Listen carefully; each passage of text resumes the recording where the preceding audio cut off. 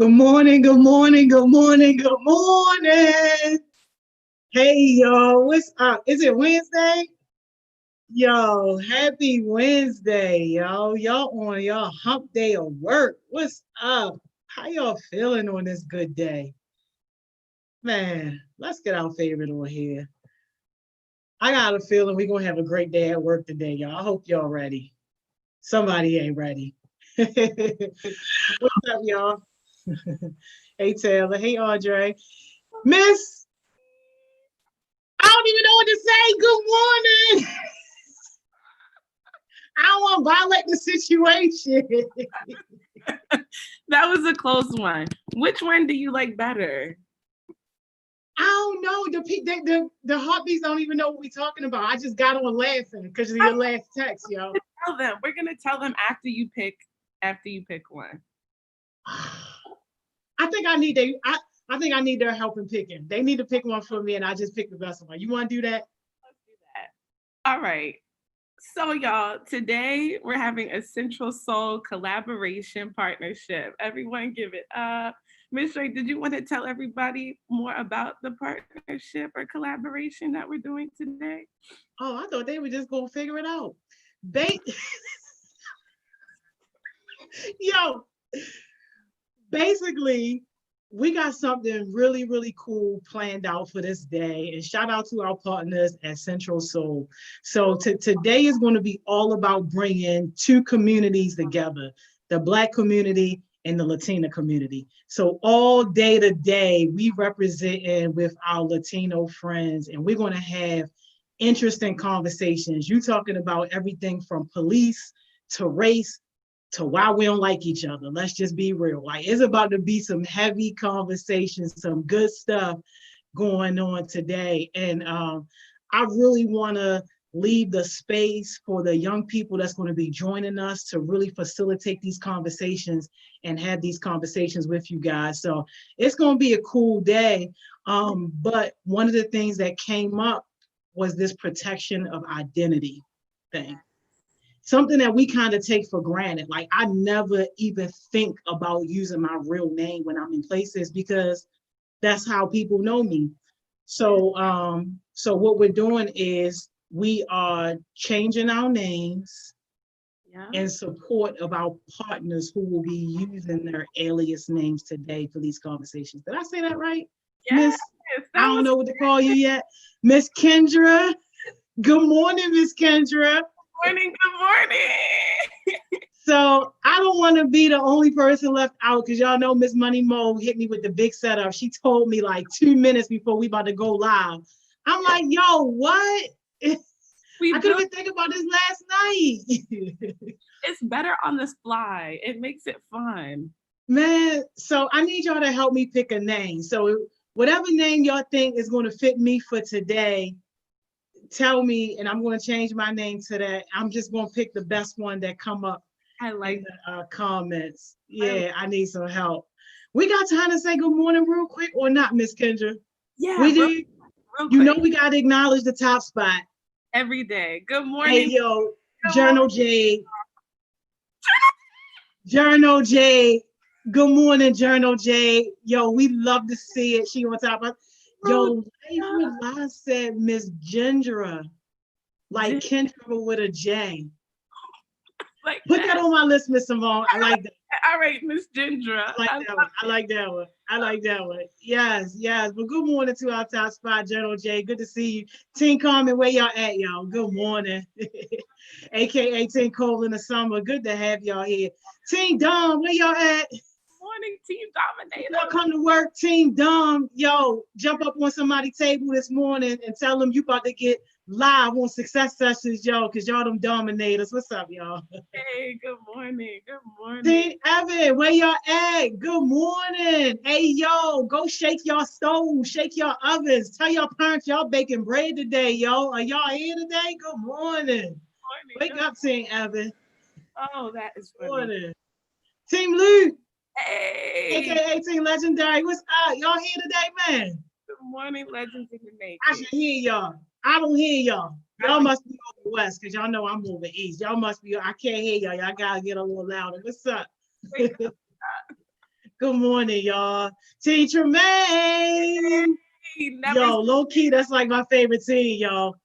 AKA team, you tripping if you think I'm slipping. Hey. Yo. I like what y'all got going on. Hey, man, what's up, y'all? Listen, y'all need to make sure our folks over in Africa hear y'all. We need to hear y'all. All the way in Uganda. All the way. Africa with the K, not the one with the C with the K. Make sure they hear y'all today. What's up? Yo, Team Brandon, Boss Sauce, where y'all at? Good morning. Boss Moves Only. Good morning. Hey, y'all better talk like a boss all day today. All day. Team Armor. Yo, them stars about to light the chat up. We ain't about to see nothing else but stars, yo. Shining bright. We love to see you. Right. What's up? What's up, Team Armor, aka Team All Stars? Good morning. Good to see y'all. Yo, and last but not least, yo, our Team Entanglement. Team Entanglement. Hey, baby. Yo, good to have y'all here, but we gonna get y'all taken care of, yo. But I can't stress it enough. If you first and you expecting a check from us and you on Team Entanglement, ain't nothing about the work. You ain't about to see no check. Don't nobody know you here, baby. Oh, nobody know you here. know you're here. We need to know. Yo, out of all the ones I saw, I think I like that Gendra. Yeah. Only because it kind of match you a little bit. What you think, Miss Simone? I love that. Miss Gendra it is. You like that? All right. Miss Gendra it is. Thank you, Life with Lie. You hooked us up, yo. Let's open the door so we can get these conversations started, and then I'll worry about changing my name. Ooh, unless I see another one. Jordan just said Jonah with an A. I know. I want you to match me. I know. Miss Jonah is good too, though. Yo, they say why the energy drop when you mention Team Entanglement. Hey, yo. I know. I'm sorry, Andre. Coach Johnson, he ain't changed his name. See? So I don't even know. My name is Robert Quinn. Robert Quinn. Yes. I love that. Good morning, Robert Quinn. Big Rhoda. Is that the one? Big Rose? That's what I'm gonna be saying? Big Rose, what's up, baby? Good morning. Robert Quinn, you gotta change your name. There we go. All right, now we can see it. I love it. You look like Robert. I could see that. Okay, sorry, y'all. All right. So what are we talking about today, y'all? How's it going? Should we do some introductions and get into our topic? We can do some introductions today. You want to go, Rose, first? Okay. So my name is Big Rose. I am with Central Soul Summer Scholars Program.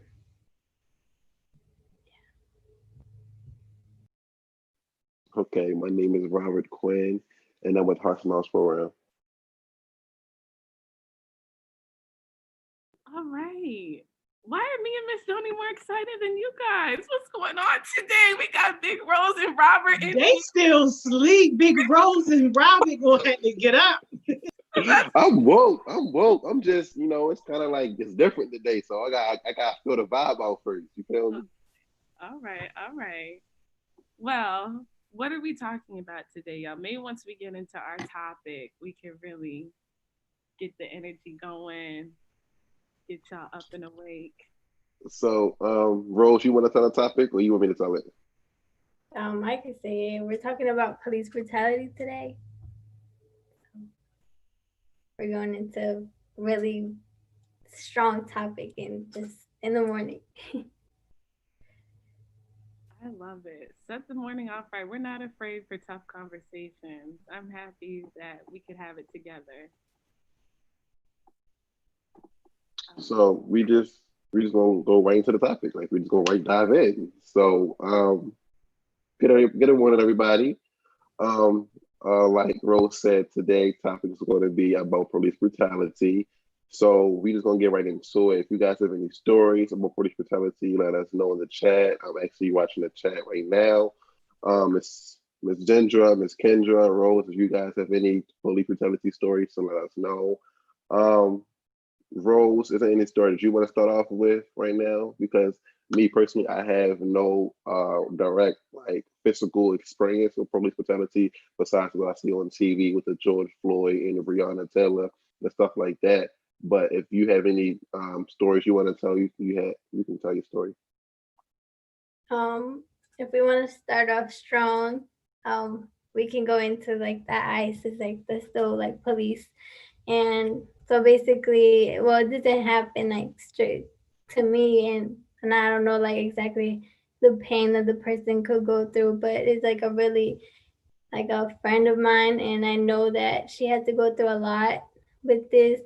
She obviously undocumented, and with that, it's like all her family and all that, and her father was literally driving, and a police stopped her dad at a gas station actually, and it all started like happened like in public, all that like it's like humiliation, and from that they called ICE and she didn't know anything about it, and it's like it's really sad all the things that he had to go through. And I have some notes here because I just wanted to see like exactly how it went down. And no, he was detained in public and he couldn't understand the language at all whatsoever, so he couldn't be read like his rights because he wouldn't understand them.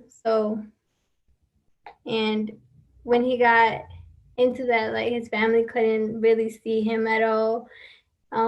They couldn't talk to them on the phone because any person that talks to them on the phone had to like show their identity and say who they are, and they would do a background check on them as well. So it's this fear of like you can't even see your own family because of that. And she also had to move from where she used to live because of the fact that she was scared that they were going to come back. Like all her family was scared. And it's sad that we have to live in this world because this is so-called America, so-called freedom, a free land. And we can't even be here in peace. And where they kept him at, they didn't feed him right. And he had to lie about, he had to sign these papers saying that he wanted to leave because that's all he wanted, obviously staying in there for like months and like not having anybody to talk to and really have any support from anybody. It's like it's really sad to be honest. And yeah, it's like a big thing that's happening with us. It's like not just hers, a lot of other stories that are the same, that their families and their day when they go to pick them up, it's like they don't even recognize the person that they are at that point of time because of how badly they've been treated and everything, all the mental stuff that they've been going through throughout the whole way going there. The calls are really expensive to call them, and us like we have to work really hard and all that stuff, and we don't even get paid that much.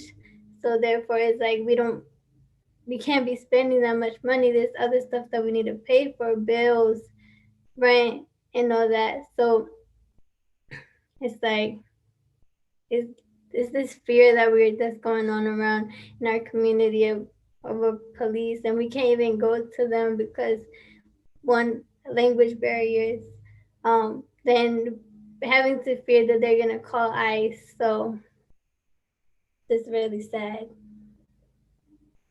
I don't know if anybody has any comments on that. Well, Big Rose, for people who are unfamiliar with what ICE means, could you just briefly tell us what ICE is? But you're getting a lot of love in the comments. I don't know if you got the comments up to be able to see it, but people giving you a whole lot of love. So ICE is pretty much like police that are like in charge of like illegal immigrants that are coming into the country. And anybody that's undocumented pretty much can get back sent to their countries. So sad.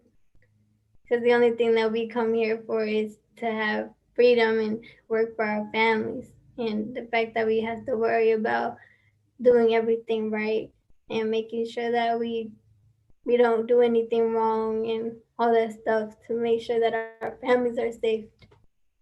So,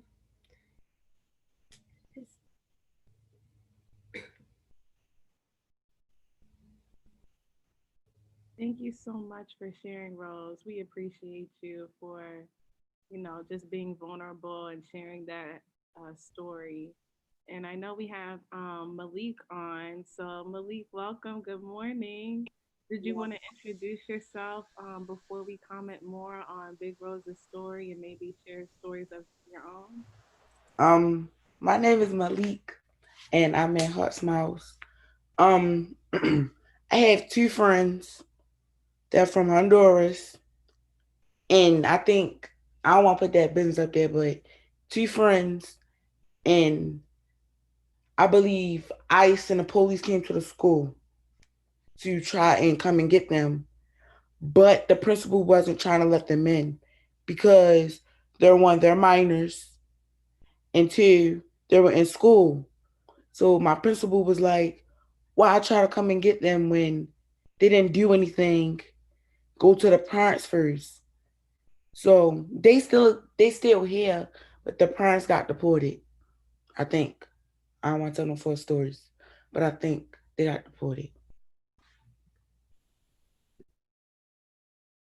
that's a big, big thing happening with like ICE coming to schools and taking kids away when they're, like you said, nobody's doing anything wrong. We're trying to learn. We're here and we're trying to work hard and get somewhere in life. I know that's like a lot of families do, and I know for sure that I want to make sure that I get a good career, and like that's all we come here, and we want to make sure that we're doing everything we can.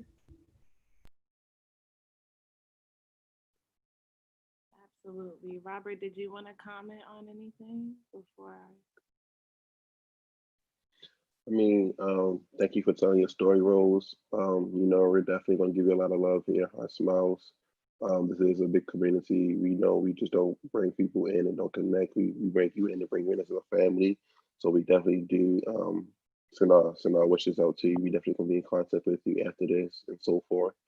Um, as far as, in school, I kind of only know really like one person. I worked with him last summer, Louise, and I was saying him telling that story too inside of the chat too. So just want to let him know that your story is safe with us. Like you're okay.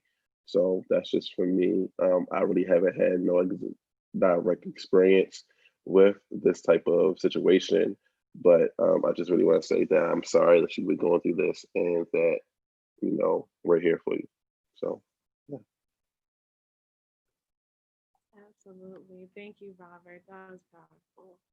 So, guys, it's like blows my mind because it seems like sometimes minorities or people of color, we always have to prove why we belong, like prove why our life matters. Like, granted, everybody has their stuff. People are, they do good things, they do bad, they make mistakes, whatever. But why do we always have to like prove that our just physical lives and being humans, like, why do we have to prove that matters? Like, what are y'all's feelings on, like, why do you think this kind of police brutality in both the Latinx community and the Black community keeps happening? Like, why don't people believe that we deserve a free and happy life? Can I speak on that real quick? So, I just always felt like it was just like a real diverse community, and a lot, and it also come with money and jobs. So, like I said, not to be racist or anything like that, but you have your Africans that come over and they have that big jobs or that private owned businesses that they have, and they want to they can make their own prices in the stores and stuff like that. And then for Chinese restaurants, you have your Chinese people to come in and they sell their own food and they make their own type of, own prices and stuff like that. So I just really believe that it's just about money. It's certain things about money, and they come in and I really don't know why the police seem like it's a bad thing because America is a free world. You know, it's like they have the same rights as we do because we're all equal. But it's some effect of why do they have to come in? And it's more tied into the word bullying because even adults can still get bullied. Even adults still be bullying. So I just feel as though that it's more a sense of bullying. They trying to take over the community or take over the money when it's not something like that. We all trying to share the same money. We all have the same dollar. We all trying to same, all in the same world of economy. As we going through a coronavirus pandemic, all of us are being affected by it. All of us are people. So I just feel as though that it's a whole thing about money and it's a whole thing about the government. The government got this big aspect on if there wasn't no money in the world, people wouldn't be living.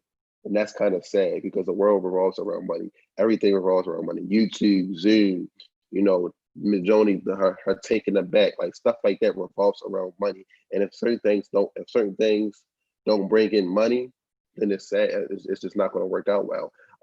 Me and one of the other heartbeats was talking the other day about the government and how the economy was getting shut down because we had a discussion about everything being shut down as far as coronavirus and stuff. And she like, why is everything not getting shut down back again? I'm like, if everything gets shut back down, the economy is gonna break, and then we're gonna go to another Great Depression.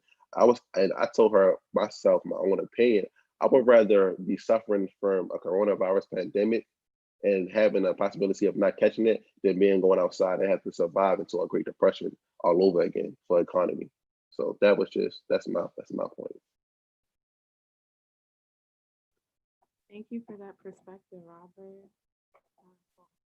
Big Rose, Malik, what do y'all think? Why do you feel like people of color and Black people always have to prove their humanity? So a big thing, like Robert said, you know how the people from George Floyd, the officers that killed George Floyd, they're like out now on a bail, and like that's something that we can't do. Like we can't have a bail because we're undocumented and all that. So and then us not having money is like a big thing towards that. Like he said, money is like a lot. It plays a big role here, and the fact that they have money, like they can pay off the bail and leave and be free again. But versus other people, we can't really do that. And there's like this big thing about racial profiling, and I feel like that also plays a big role just because they see our skin colors and they automatically assume that we're something else that we're not. So I feel like that's just like my take on it. This money does play a big role, and so does the way we look. It's like it targets us to be bad. Ooh, y'all are preaching. Y'all are preaching. All right, Malik, what's your thoughts on this? All right, so just like what Robert and Big Rose said, like I feel as though them officers on that George Floyd case shouldn't be out on bail. Just like the Breonna Taylor, whoever killed them, I feel like if they find out who they is, they're gonna do the same thing what they did to the George Floyd officers. They shouldn't be out on bail. But I feel as though they didn't have enough proof to figure out, why they killed this person, why they killed that person. The proof is actually right there in your face. Y'all killed the man. Y'all put your knee on his neck. Y'all don't know who killed Breonna Taylor. The evidence is right there. It's literally right there. But y'all don't know who did it. Like, I agree. It's really a shame. And y'all are touching on so many topics that people are talking about when it comes to just like capitalism and how our society is so focused on money rather than human lives and values, racial profiling, like you said, and just like pretty much white supremacy and how to keep that infrastructure in place so that anybody who's not white is looked at as bad. And then you see that there's no accountability for when people do these horrible actions. So we have a norm in our society that this stuff is okay, that you can rip people from their families, you can mistreat them, you can look at them by the color of their skin and make all these judgments about them. And that's just that. So I'm really proud and honored to be on the Zoom call with y'all, because y'all are the next generation. And the fact that you already get it and you're standing up, getting on here and speaking your truth and calling out what it is, let's call it out, just gives me reassurance that we're going to keep fighting. It's going to be all right. But I guess my next question, Miss Joni, did you want to have a question or any comment? Who's that? Miss Gendra. Yo, yes. I just want to quickly say real quick that Robert Quinn's comment about adults also getting bullied, like that hit my soul, because I don't think that I've ever told you guys on this platform about when I had all those guns pulled to my head when they pulled me over on 83. That was probably the only time in my life where I really felt helpless and I feel like I couldn't do anything. And it was one of those times because my office was in Pennsylvania and I was coming home from Pennsylvania and it was late. I used to always stay in the office late, so that wasn't nothing. They pulled me over. It must have been about 25 cops, guns all drawn. They on the loudspeaker, like, put your hands out the window and all that. Handcuffs on me, threw me down to the ground on the highway. Miss Kendra, when I tell you, if I would have turned my head the opposite way, a tire would have ran over my head. That's how close I was to the traffic. And they was doing what they call a felony stop because supposedly they had got a report that my car was stolen. Whole time I'm screaming, asking them, well, what's going on? Why y'all pull me over? What's happening? Nobody is talking to me. Nobody is giving me any information. And they just really treated me like I was a nobody. And I'm like, y'all don't know who I am? Like, what is the problem? And maybe after about 15 minutes, one of the cops said out loud, oh, the MVA effed up. And just so very nonchalant, take the handcuffs off her. All the cops started getting in their cars and they started driving off. And then the one officer was just left. And I'm like, yo, y'all just basically completely destroyed my night. I'm like, is anybody even going to explain to me what happened? And then he said that they got a call that my car was stolen. And I'm like, what? All that for a stolen car, even if you thought my car was stolen. So they blamed it on the NBA, which I knew was a lie. I went down to the NBA the next day just for the NBA to basically say they do that sometimes when they made a mess up. But I had wrote a nice letter to the police commissioner. If I was thinking, if I had time, I probably would have did a lot more, but I wrote that letter, got a meeting with him and kind of, talk things out and we kind of settled it. But I'm like, I was that close to being a Sandra Bland or somebody, like literally that close. I had never been so humiliated ever in my life. I'm so sorry to hear that. That is so crazy because that's exactly where the person was coming from Pennsylvania. And literally it's like so crazy the fact that it has to be all in public. Like it ruins a person's mental being. Like I feel like it's all so traumatic that it can affect a person's. Like now it's like now you're gonna be scared to go somewhere. Now it's like you have to think about all these little tiny stuff that you're doing because you don't know what can happen next. You don't know what can happen to your life. Any moment you could be pull a gun to you and just be like, oh yeah, you're doing something wrong when you have no clue what they're talking about. And I totally feel you're like that's like one of the biggest fears that I have. Just like somebody stopping me and saying, oh, you're Hispanic, so I'm gonna stop you just because we need to check if you're not a criminal. Yeah, I'm so sorry that happened to Miss Gendra. That just breaks my heart. And like you said, 25 cops with guns for a stolen vehicle. Like sometimes I don't think people get, do you really know, like 25, I don't know whether I'm gonna make it or not after this. And then you just all leave, and then there's just one person like, well, sorry, the NBA. Like, have you lost your mind? Miss Kendra, they could have broke my arms the way they was handling me. Like, almost pulled me out the window. One of the cops ended up opening up the car door, but I had my arms out the window. And when they came, they just like grabbed my arms and was trying to get me out the window.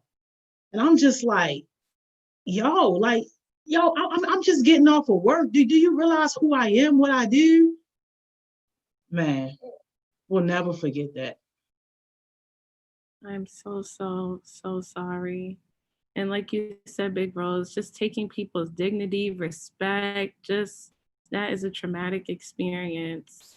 And so I'm wondering, like, how does this affect you all as youth, like in your communities when it comes to police brutality and seeing the adults in your life that you love and look up to go through these things, your friends at school go through these things? Like, how does all this affect y'all? If I can speak on it real quick, Miss Ginger, that was kind of scary. Like real scary. As a new driver, I kind of be scared, of getting pulled over, on the highway, especially where I live at. Like it's like I gotta take, 83 just to get to my house. And it's like I don't drive at night like that no more. It's like it's kind of scary. I just don't like it. I remember one time I was driving from Columbia back down from Baltimore. This at church. It was like 8:30. It was like 8:30. It was like a night church, and it's just like a police, a sheriff, a state trooper, all just sitting in the cut. Like that's kind of like scary as well too. Like, why do you guys have to hide yourselves in a cut to make y'all not noticeable? Y'all just basically want the crime to happen so y'all can pop out.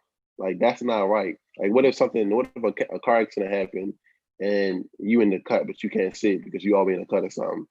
That's just not right. Y'all they have a rule to protect and serve the community.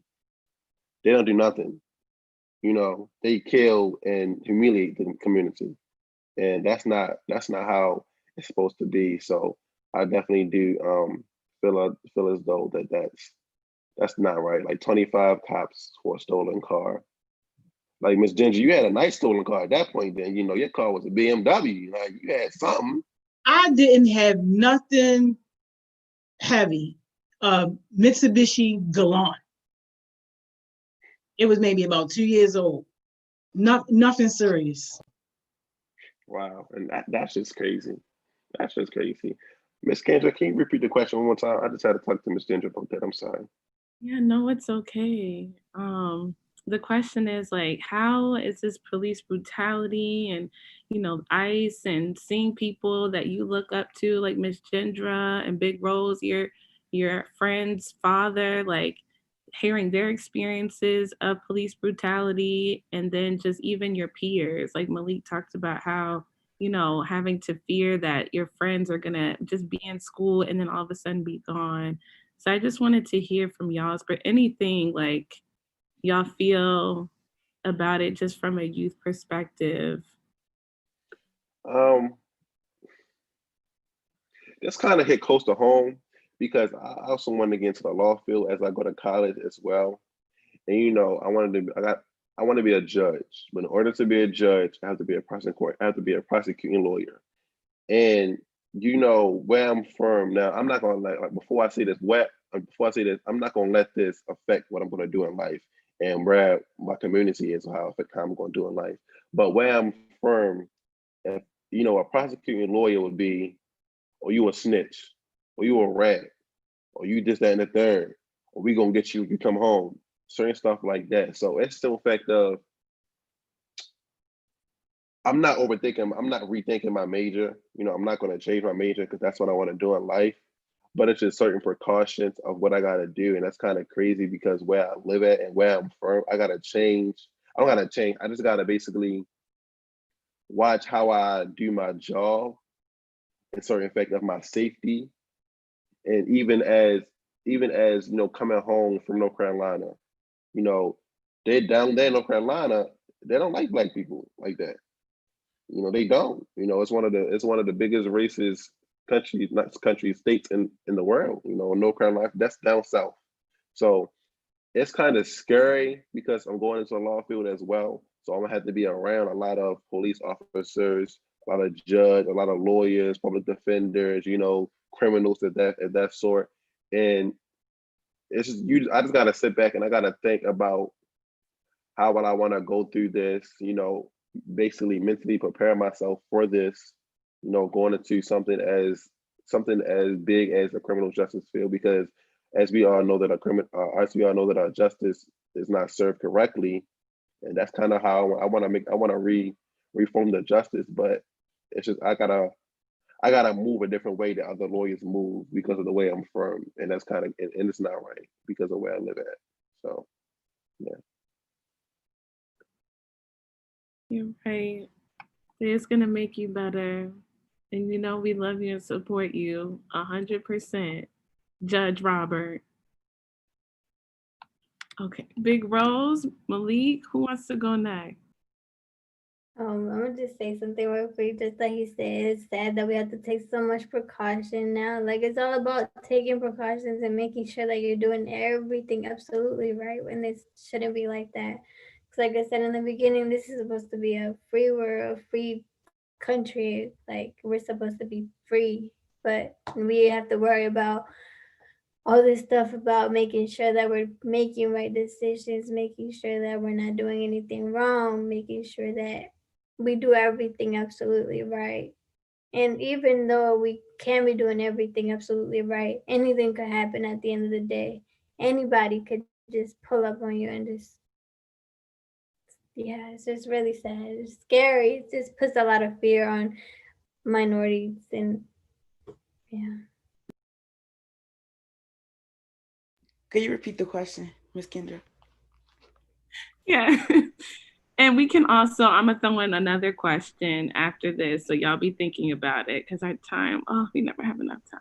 But the question is, how is all of this impact you? Police brutality from a youth perspective, whether it's seeing your mentors have to go through police brutality or just your peers in school possibly getting deported. Like, how does all that impact you? It impact me because I have friends they're international friends. I make friends and they be trying to like they be trying to come down here to go to like the harbor and stuff. And I be like, y'all gotta be careful. If y'all have to be careful because one, y'all close to a jailhouse. Two, ICE probably tracking every move. So be careful, like literally be careful. And then like this police brutality, it's like every time I see something about Breonna Taylor, like it hurts my soul because somebody had made a song. It was like it was like find the killers who killed Breonna Taylor. So I'm like, if they find them, what they gonna do? What they gonna do? How they erase their time in jail? Is Are they gonna have are they gonna have the same process as the police officers that killed George Floyd or what? Then not too long ago, because I be driving like empty parking lots. Not too long ago, it was I don't know who it was, but we was at a light or whatever, and it was an unmarked Dodge Charger that came behind my father's car, and I'm like I'm looking, but then I'm trying to like play it off. I'm looking, then it's a white police officer. So I'm like, I'm trying to play it off. So I'm like looking in the rearview mirror. So I'm looking in the front windshield. It's not as tinted as the windows. So I know who it was. I knew exactly who it was. So I had got my phone and started recording just in case something do actually happens. So they pulled us over. It was the same story as Miss Gendra, but it wasn't as many police officers. We didn't get arrested or detained, none of that. But it was like, I could say it was like 3 police officers that came, guns drawn, all that. Hands out the window, didn't do anything. Just to say, oh, my father had 1 unpaid parking ticket. What? For a parking ticket?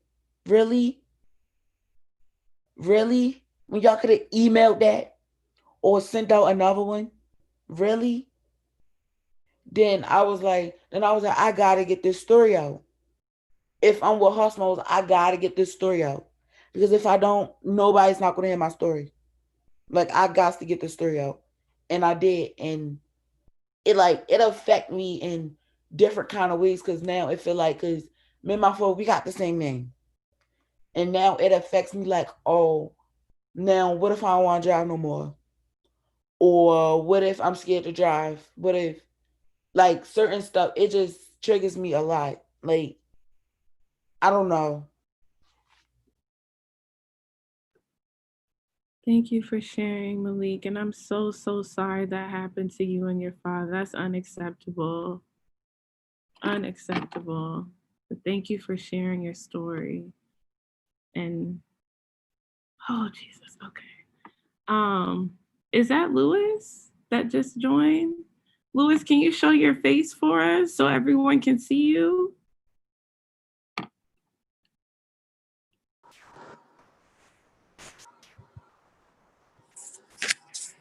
Drippy. Hey, how are you? I'm doing fine. You came up here to share your story?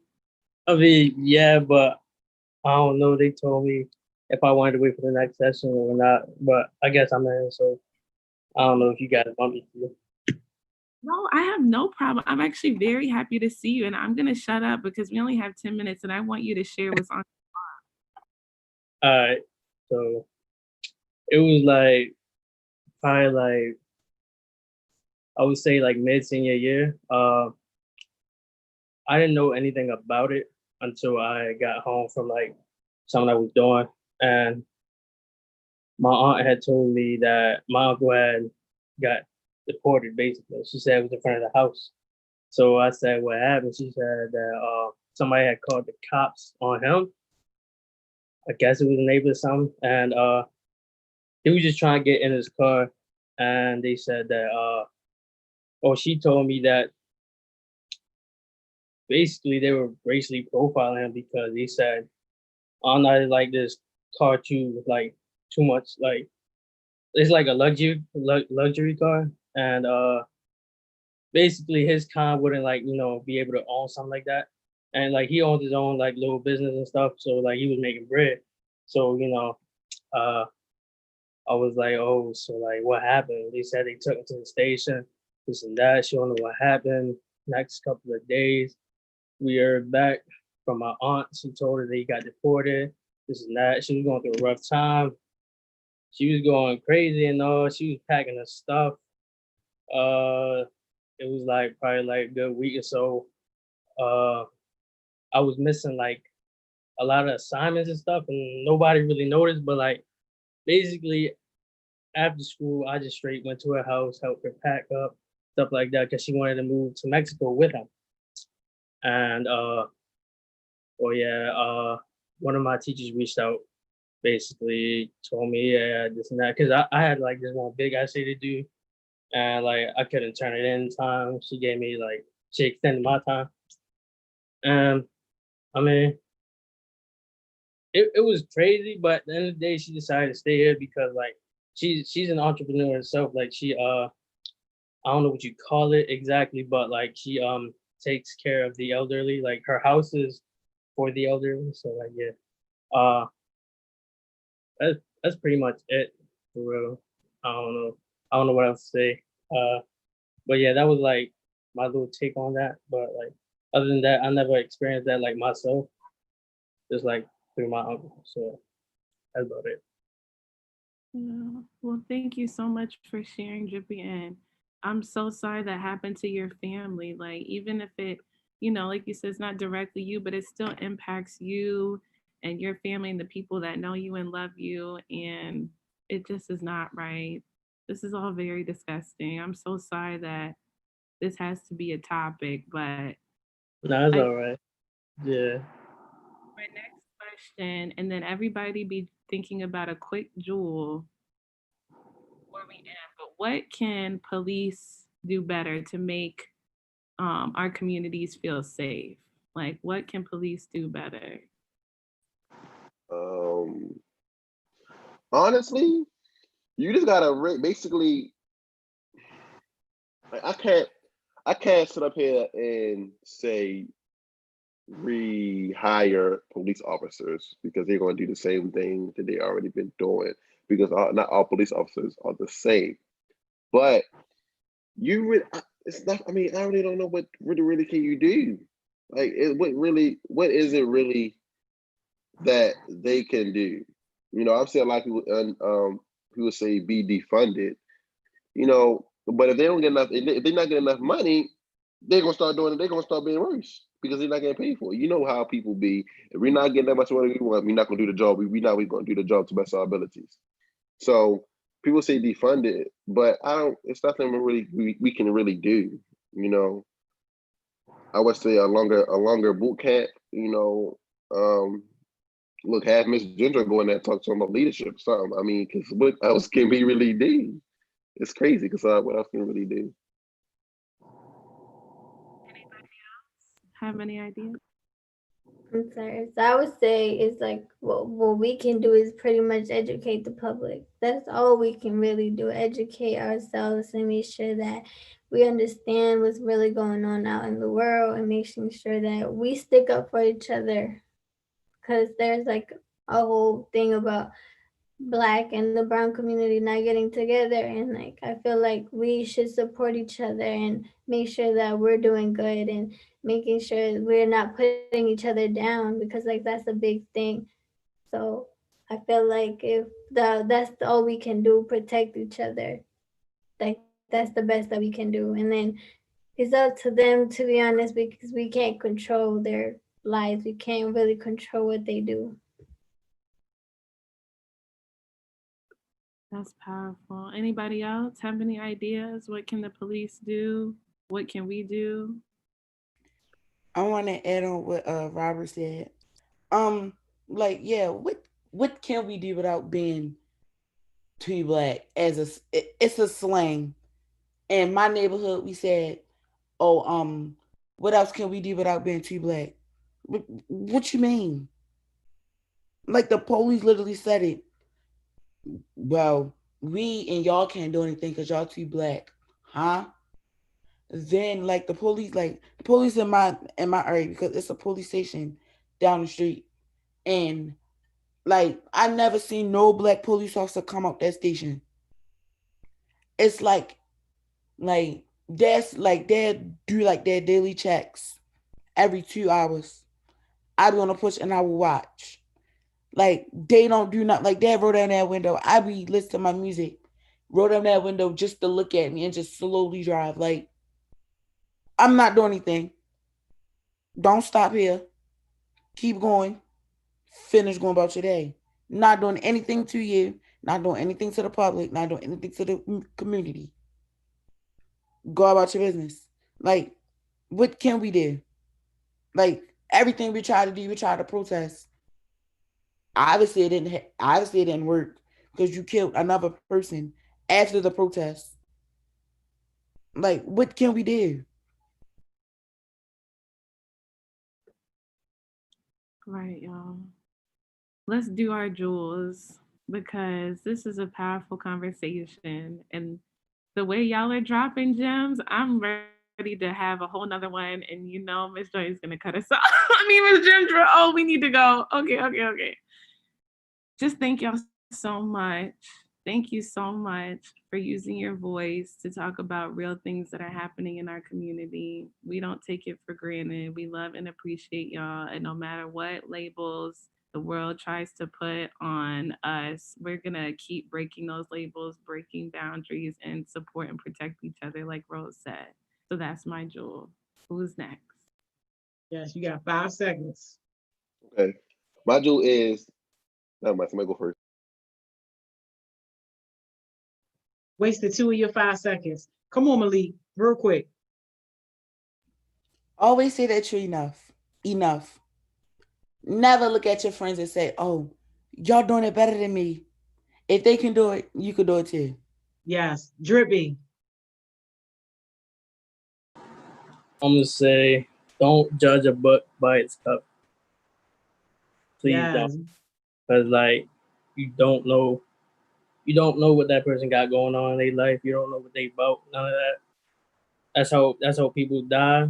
That's how people lose connections. That's how people like. It's a big impact on you if you judge somebody just like by what you see in front of you and you don't know. Yeah. Thank you, Drippy. Yes. Big Rose. I would say just protecting each other and making sure that you do the best that you can do. Prove everybody else wrong. Yes. Come on, Mr. Quinn. My rule is you are yourself, educate yourself, prosper yourself, and be educated. Yes. Beautiful. Thank y'all so much for a powerful conversation. I see y'all later. Everybody else, take your break. We'll see y'all back here at 11. Y'all not going to be disappointed. I see y'all in 10.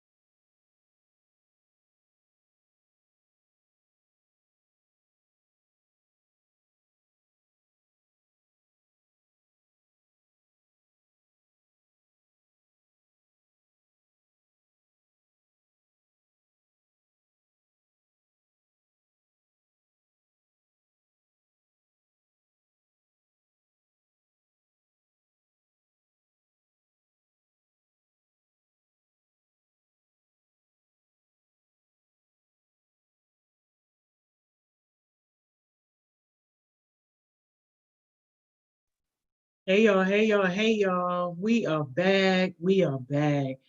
About to continue on with these important conversations. Man, thank you so much to who we had, Malik, we had Big Rose, we had Robert Quinn, and we had Miss Kendra, man. Very important conversations. And you know what? I saw a comment. I think the comment was from Diamond. Correct me if I was wrong, but Diamond, the comment was that you hate the police. Listen, man, I get it. I understand. And this is for anybody who has those feelings. Don't have hate in your heart for anybody. There should be zero room for hate in your heart for anybody. That includes the police. That includes people who've done you wrong, people who have hurt you, people who don't even deserve to be loved. And that's not for them, that's for you. So, regardless of the situation, try to reserve your heart as a place for peace and as a place for love. And when people don't deserve that, just don't have them close to it. But don't ever have that feeling, because that's not a good feeling and that'll rot inside of you. But yeah, y'all ready to keep this going, man? Hey y'all. Hey Donovan. Hey Fatima. Hey Chloe. Hey Ma, the General. I see you. What's up, Kelly? Hey Mackenzie. Hey Dante.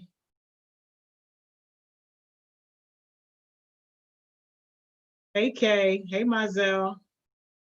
Hey Adrena. Hey Tyra. Hey Joel Couture. Coop. Hey, what's up? Am I saying it right when I say Maria? Yeah, Maria. That's my Okay, name. that's your name today. Mhm. Good to see you. How you doing? I'm pretty good. How about yourself? Good. I'm blessed. I can't complain at all. There go Kevin. There you go. Hey, Cap. Miss Joni, Hey Kev, what's up? How you feeling? I'm doing good. Hey, get some light on you, Kevin. We need to see your beautiful face. Hold on, give me 1 second. All right, Kevin gonna get some light. While Kevin getting some light, Maria, you wanna set us up for what our conversation is about to be? All right. So today, basically, we're just going to be talking about bullying and violence within our communities. It's something that we need to talk about. It's like a conversation we need to have, because it's like, I feel like there's some miscommunication between us, and that's why there's so many problems arising because of this. Oh yeah, I like this topic. This is gonna be a It's good. powerful topic. No, it's not good. You know what? Kevin, don't even worry about it. Yo. As long as we can hear you. Yeah, as long as we can hear you, it's okay. We had to include that on the test runs next time. That's much better. There you go. Yes, that is much better. So Maria just kind of set us up. Did you want to follow up on just kind of introducing this topic and what we're going to be doing? Yeah, of course. So the topic today is bullying and violence. Because a lot of us have been like in a position when we're getting bullied, or we saw something that happened that's not right, or violence that we see on Baltimore Murder Inc. or the news stations and stuff like that. So basically, that's our topic. Thank you so much. And just so we can clear any confusion for anybody who might just be joining this session, today we are all changing our names to show support for our Central Soul young folks who are coming to have these conversations with us. Protection and privacy and all those things are important to them.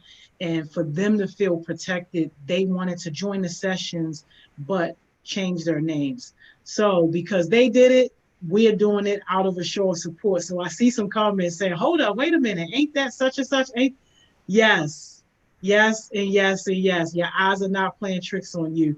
We are showing support for our partners. So I'm Miss Gendra, and this is Kevin, for those who know us by our other names. So go ahead. I'll let you two kind of take it off. And then if we have any questions or anything, you guys go ahead and drop those in the comments and I'll get the questions to them.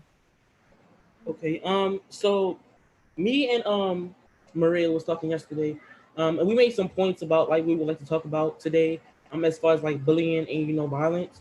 The first thing that came up was race, and I know that like sometimes like because we're black and because they're Latinos and Latinas, that like we look at each other different because we're not the same race basically. And I went to a school. Well, I went to elementary middle school where it's like mixed with like African Americans and Latinos, and we got along very very well. But sometimes when you're in a school and it's like a low population of Latinos and Latinos, it kind of gets you worried like, okay, where the diversity at? So, and a lot of times people Latinos and Latinas get picked on because the way they speak or the way they like act or who they are. So, she probably can give you like a better explanation of that because, she's actually a Latina. So, yeah. Yeah, so like for me, I've experienced bullying like because I'm Latino. Like I've been to different states, like Texas, deep in the South, right? I've been there, and people have called me Mexican. They've called me Harry. They've told me that they're gonna build a wall around me because I'm Hispanic. I'm brown, and I'm not Mexican at all. I'm actually from El Salvador. And then when I try to tell people where I'm from, they're like, "Oh, what part of Mexico is that from?" I'm like, I just want to educate these people. I'm not saying that they want to be like this. Maybe they haven't been taught the way that it should be. Like they're very ignorant, and I feel like there should be more information about this. How we should speak about others in a more respectful and color conscious way. So that's just my take on like how I've been bullied. And there's also like me, I always love speaking Spanish. So I speak Spanish wherever I go. When I'm with my mom, when I'm at school, I just try to speak Spanish because it's something that's part of my culture, it's something that I love, something that I need to practice because I speak to my family in Spanish, and like I just when I go to school I kind of just turn it off. And I feel like it shouldn't be that way. I should speak Spanish whenever I can. But there's this like misconception, like people are like, oh, are you talking bad about me? Are you saying this about me? Are you saying this? And me necessarily, I'm not saying anything. I'm not trying to be rude. I'm trying, like with my friends, I try to teach them Spanish. I'm like, okay, this is how you say this in Spanish. And I try to like show them new things. And they often they learn, they're very respectful of it. But then there's like other cases in the world where people are like, oh no, no, no, I don't care what you're saying. You're trying to get me say something really bad. You're trying to make me sound dumb. Like I don't care what you're saying. Like speak English right now. And I don't know. I feel offended when I'm told that. I rather like I can speak English as you can see, but when I feel like speaking Spanish, I shouldn't feel like, oh wait, no, no, it's not my time to speak Spanish. Right. And some people, all right, when I go to school, like stuff like that, people be like, they're Mexicans or yeah, they just say Mexicans.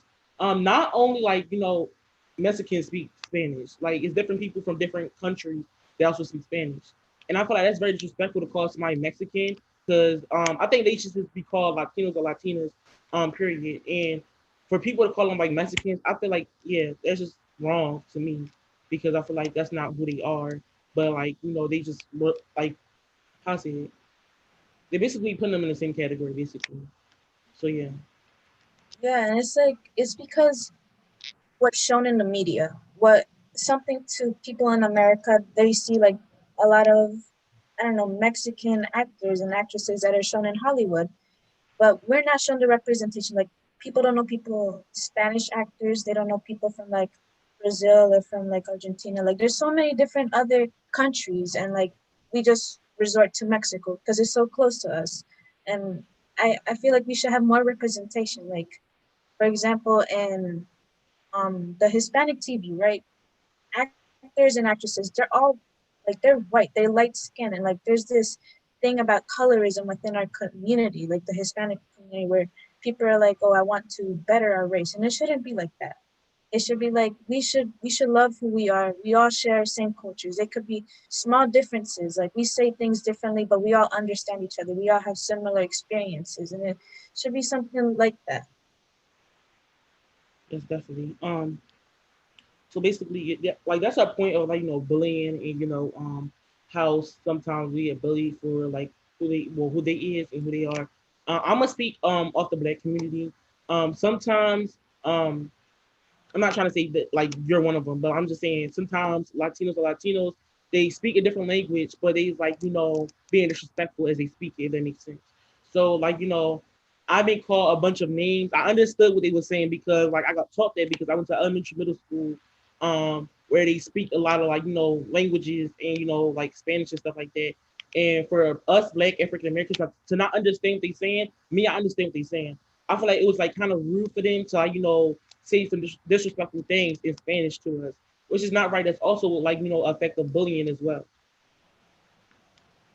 Yeah, like I don't blame those people. Like those people, they need to learn to respect others. And I feel like there's always going to be disrespectful people in the world. But what we can do right now, we could educate them. We could talk about how not to be rude, how to be conscious of others people's feelings, how to be aware of what you're doing with the words you say, because words do hurt. I know something that people always say, but words do hurt.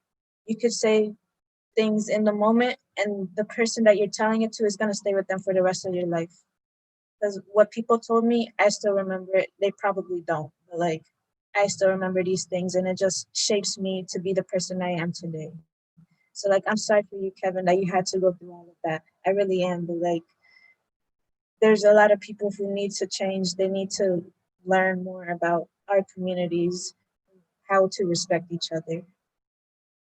Yeah, it's perfectly fine. Like we all go through some things, some type of bullying. It could be on social media, it could be in person. So like, it's no shame of like, me being affected by it. I'm just saying like, us as a community, I feel like we should like treat each other with respect and stuff like that. And I'm so sorry that y'all have to go through the same thing with bullying as well.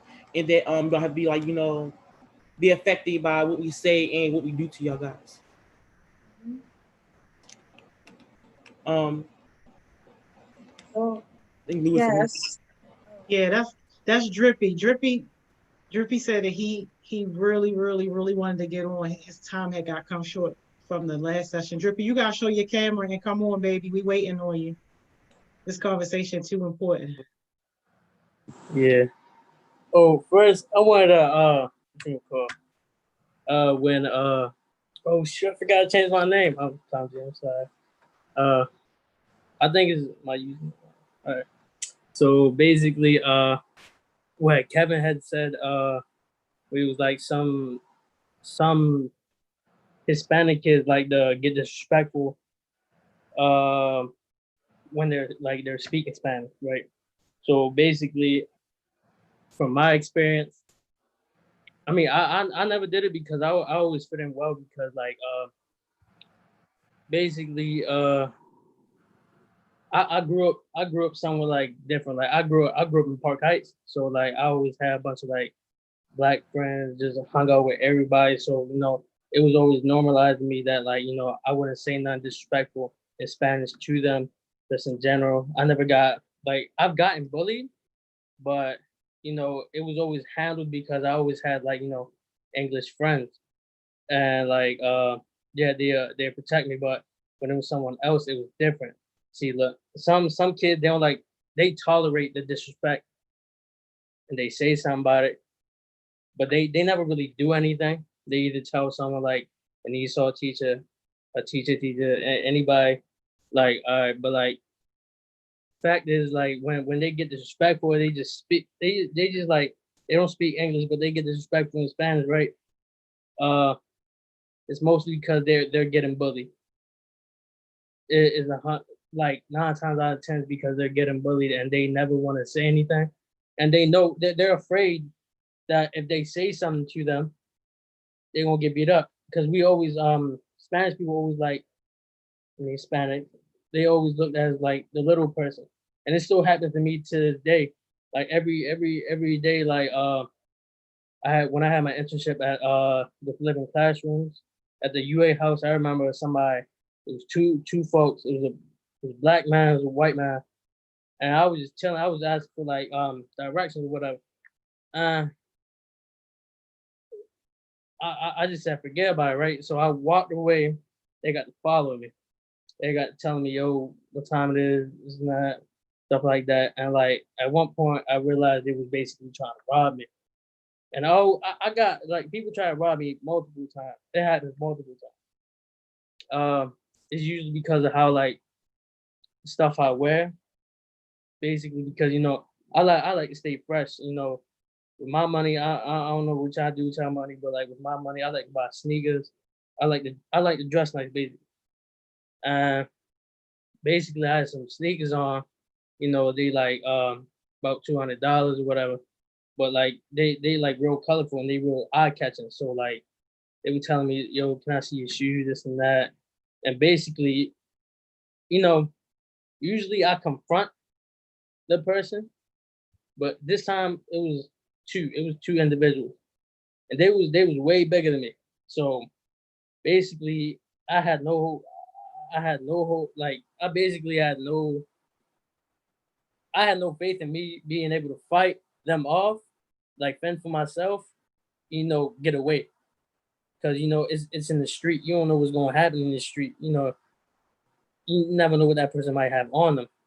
So yeah, usually I do that, but like that's my mistake because you know I'm real. Sometimes I get real egotistical because people test my patience because you know I'm the little person. I've always been a little person, and like yeah, it's just like it's crazy how we see this little person. Even at this age, I still get you know bullied and harassed for that.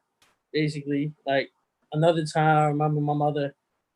Somebody had gotten smart with her. It was an MTA bus driver, and he was like, "Nah, stop speaking that Spanish ish." And I got real disrespectful with him. The cops came by. It was like, "What happened?" I told him this and that. He said he was speaking English, this and that.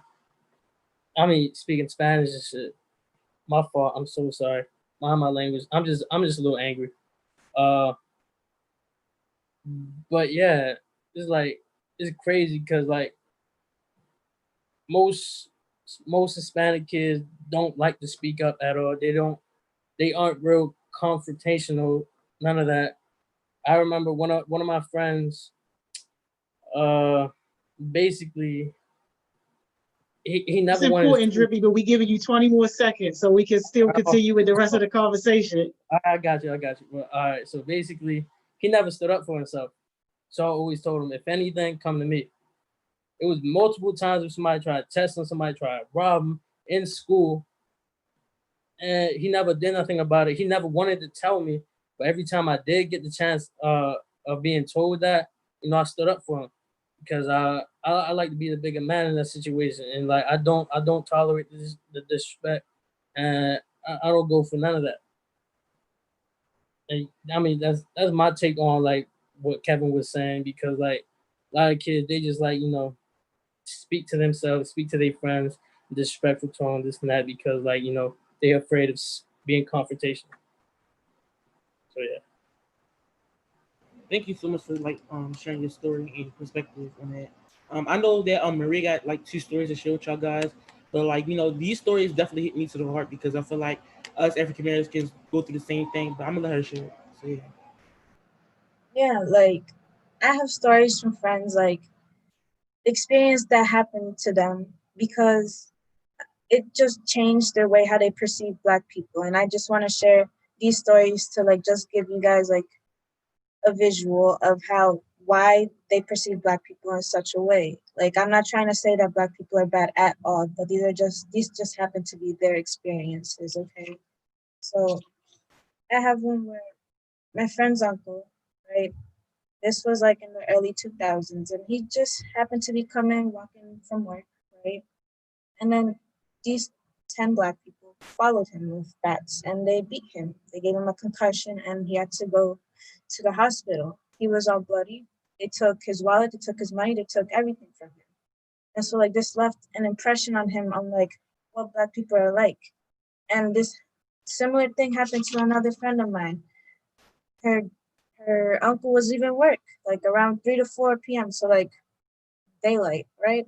And then these 4 or 5 young dudes, about 15 years old, they also approached him and they broke his arm, they broke his leg, they just they hurt him. And ever since he doesn't like he doesn't like Black people. And I feel like that's where this misconception of Black people comes because of these experiences that come from them. And I'm not saying at all like Black people are bad or anything, but it's just experiences. Like if this were to happen to, for example, Kevin, like 10 Hispanic dudes were to follow him, beat him with a bat, take his money, leave him at the hospital, he would have this impression on Hispanic people.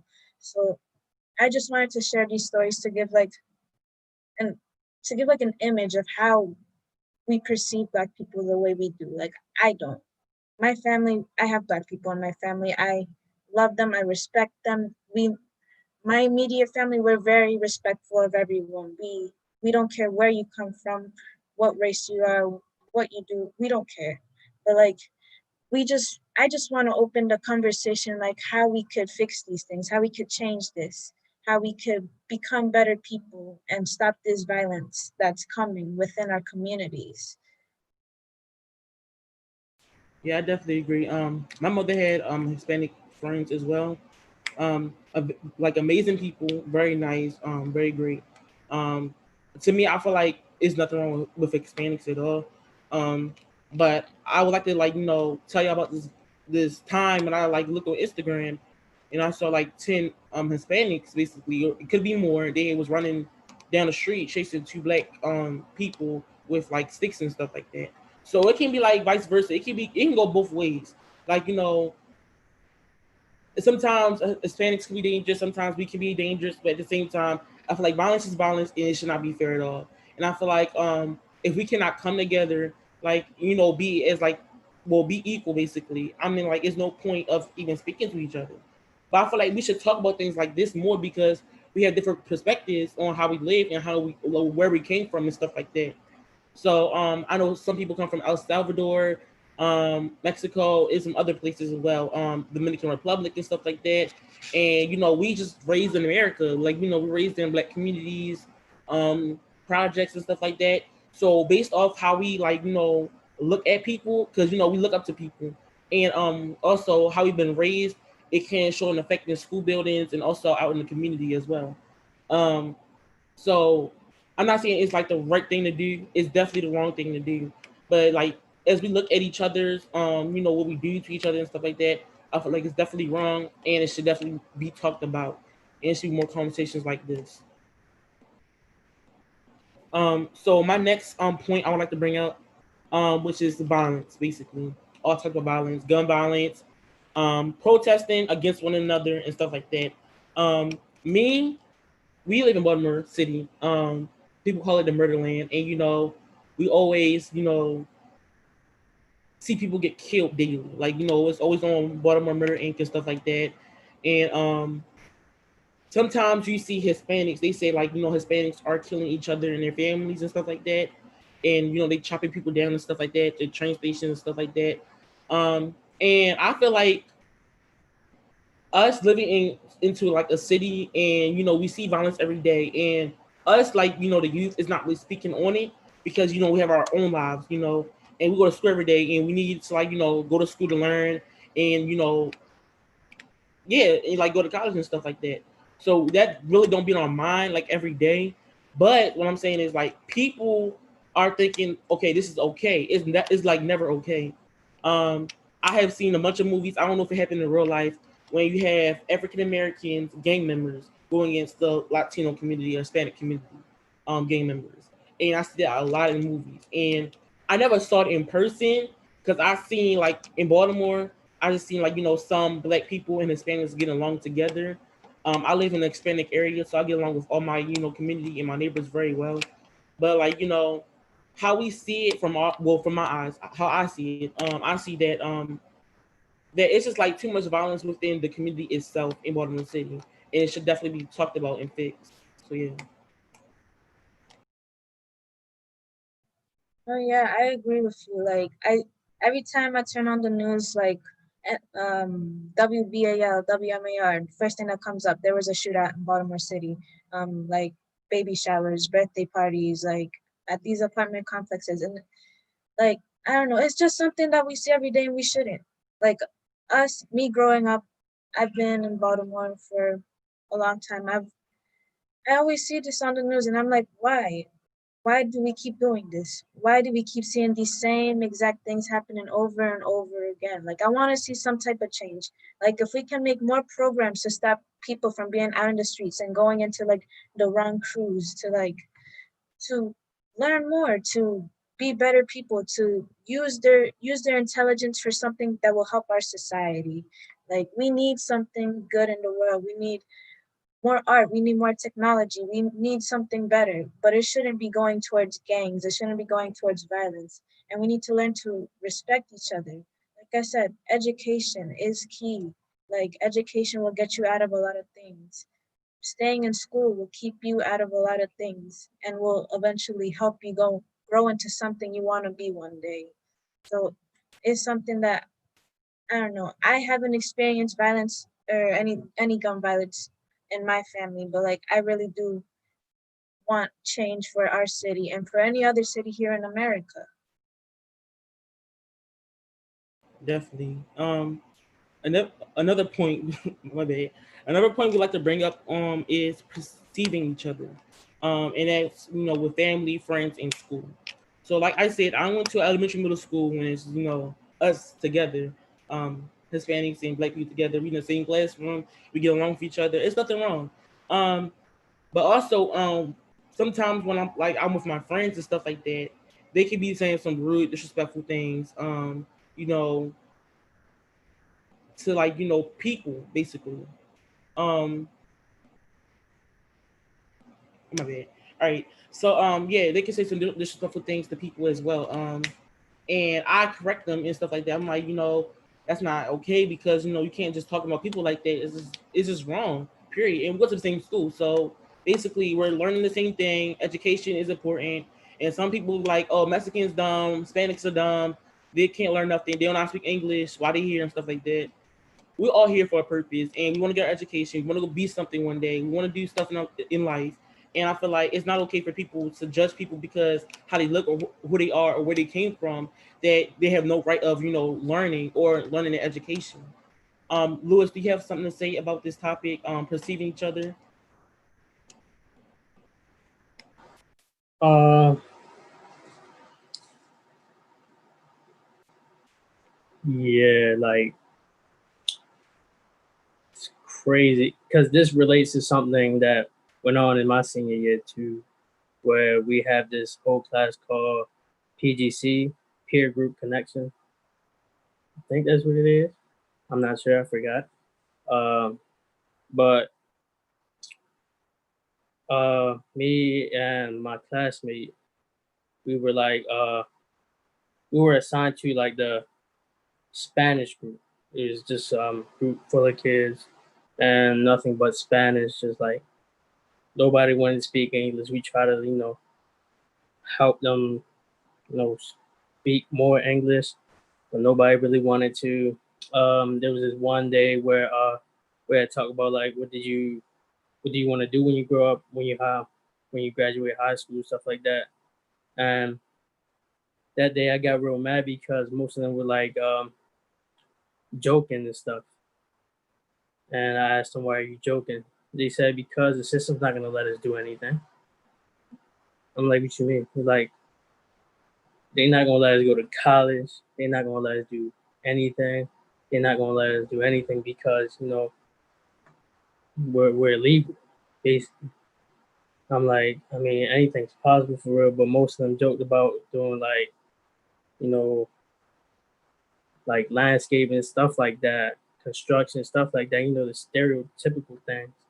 And it was sad. It was sad really, but yeah, that's all I gotta say. Yeah, and also there's a lot of similarities in the community as well. So I don't know if y'all see on the bus stop MTA, bus stops and stuff like that. But you see black people, they're carrying their laundry, they're providing for their families, they're carrying food. Well, also Latinos and Latinas are doing the exact same thing we're doing. They're human beings just like us. And if y'all don't see it by now, I feel like y'all need to learn more about that. Learn about each other's cultures. Learn more about each other, how we different languages, what we go through, how we can fix situations in Baltimore City. I just feel like us black people just thinking about, okay, we're doing this and they doing a different thing. We're not the same. We just different. It is some similarities to each problem and everything that goes on in Baltimore City. So yeah, that's all I have to say about perceiving each other and stuff like that. I know Maria. So my question to you is, how do your family perceive African Americans, us black people? So like I said, my family, like my immediate family, like we're very open with African Americans because we have African Americans in our family. We hang out with them all the time. Like we don't have a problem. But I feel like parts of my family, they still have this instilled racism in them where they they just talk about Black people in a way that's very negative because of certain experiences they have.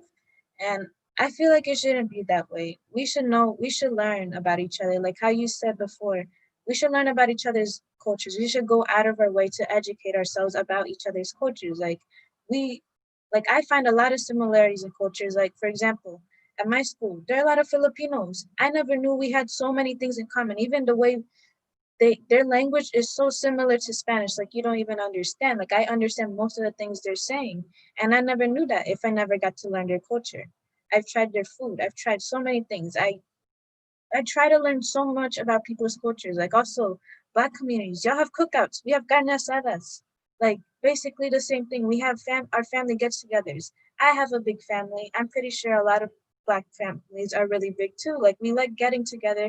We like having a good time, and it's I don't know. It's just something that I don't like how we always are trying to pin each like Black and brown against each other. It shouldn't be like that. We should try to come together. Like I'm brown. I have Black family. We're fine together. Like I we don't have any problems. But because we we don't try to get to know each other, we have these problems with each other. And I don't know, it's just something that I really don't like. Thank you for sharing, Louis.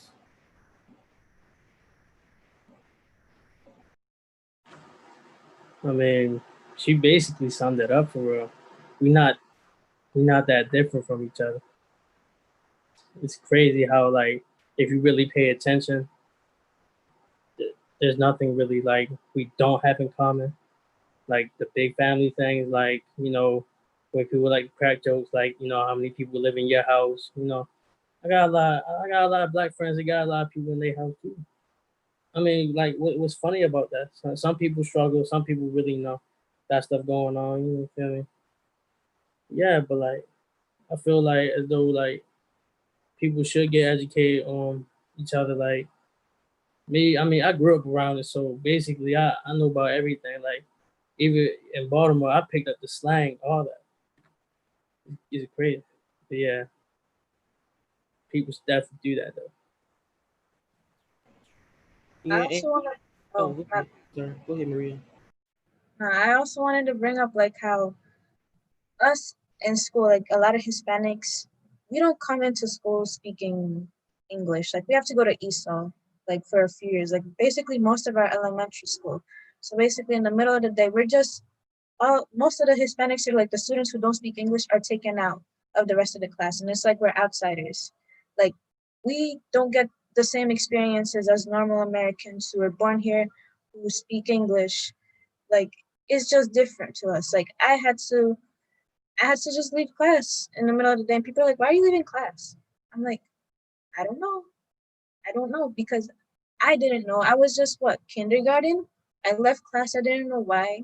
I was just being taught English. I was like just taught things. We had to basically develop ourselves to accommodate to the American school system. There was nothing that was for us. Like maybe there were no Spanish classes in elementary school. Like now, as time goes on, yes, I see I have siblings, they're taking Spanish classes and they are in elementary school. And I really love that. I really love how that changed. But I feel like there could be more steps done for even people who don't speak Spanish. Like we have the ESOL programs is good, but like there was a friend of mine in our group, she was researching how ESOL students, only 54% of them graduate in Maryland compared to the rest of the students, which is normally 86%. You see how big of a difference that is? We're denied these opportunities because of our language and because of like how we speak and how we don't do things the same way everyone else does. So I just wanted to bring that out on the table because it just came onto my mind right now, and I don't know, I feel like I needed to let that out. Yes. Miss Ginger, you have any like comments on that or perspectives? I just want to say how powerful of a conversation this is, and I want to especially shout out Drippy for coming on here at the last minute because this conversation was speaking to his heart. And I know him personally and some of the things that he's been through. So for him to be here sharing these stories and to be talking with us, like it's just beautiful. And I thank you, Maria and Kevin, for inspiring him to want to come on and talk and share his story because he don't do this at all. Yes, I'm so glad you're here, Louis. Also, me, I just realized this too.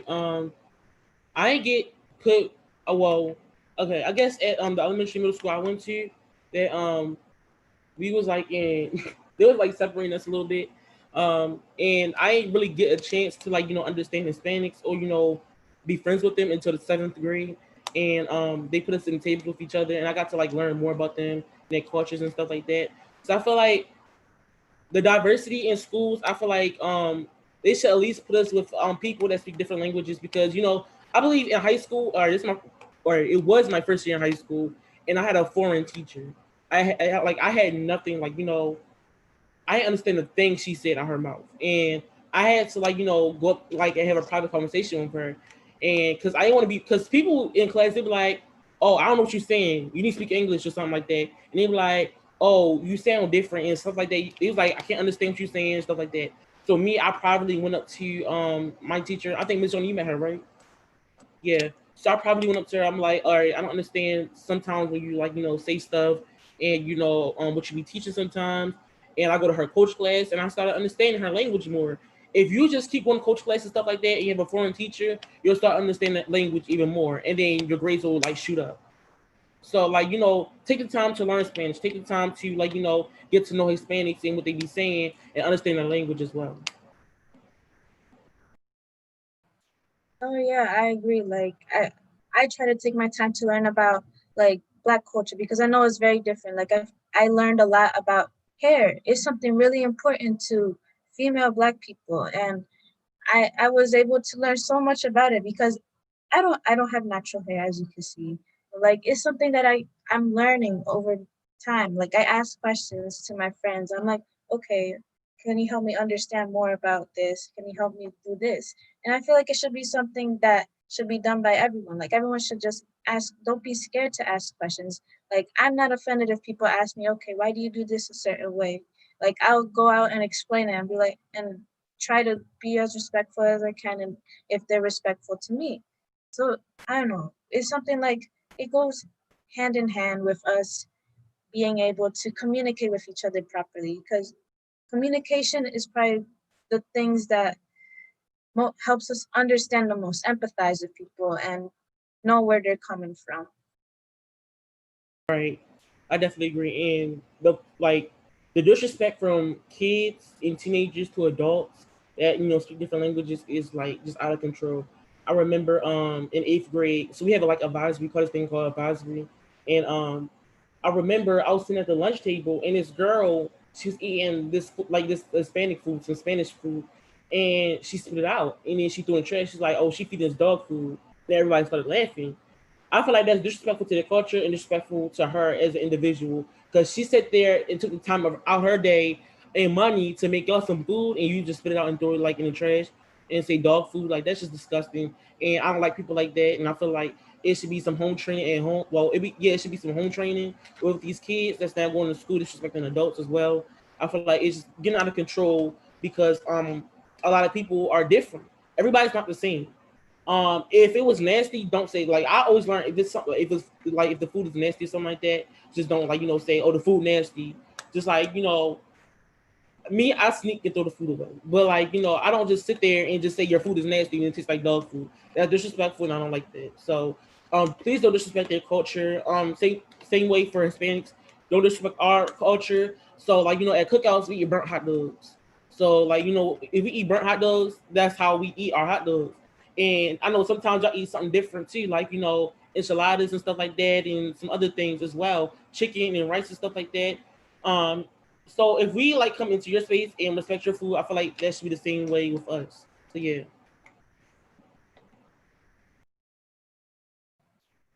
Yeah, I completely agree. Like it's something that we should just do more often. Like have said before, we just need to learn more about each other. I feel like it's something that is like I say it and it's not hard for me to do, but it might be difficult for others. Like, but I don't know, just go out of your way and like just ask questions. There's nothing wrong with that. Like, I don't mind. I really don't mind. I ask questions and my friends, they're not offended. I like it's something that we need to do. And I don't know if Lewis has anything to say about this topic, maybe. Right. And Uh, oh, on go my ahead, please. I'm sorry. Oh, I was gonna say, I have nothing to say, but like, we like burnt hot dogs too. Yeah.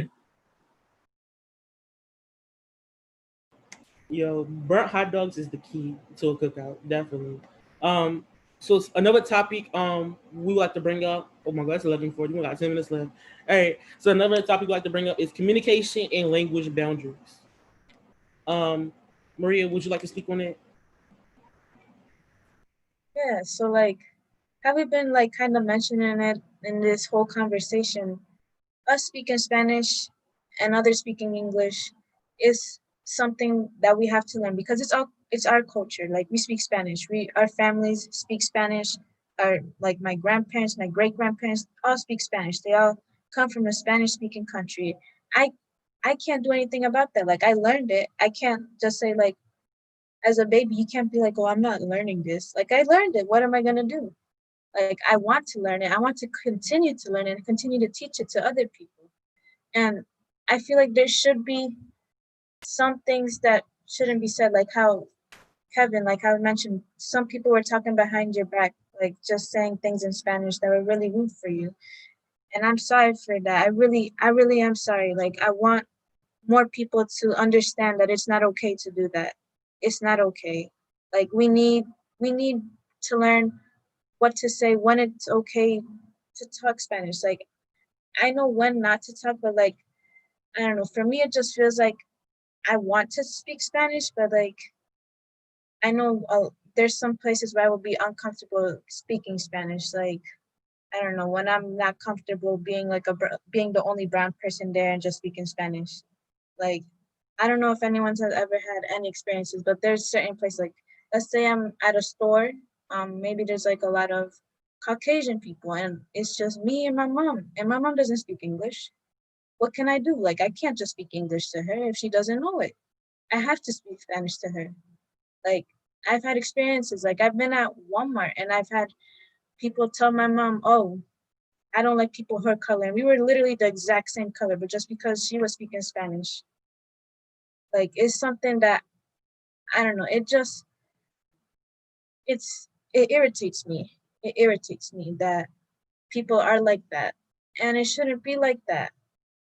I want people to understand that we speak Spanish because we kind of have to. Like, my mom, she's tried to speak English. She's been in this country for so many years, but it's her coming as at an older age. It's hard to learn another language. Like she understands English because she's been here for a while. She understands it.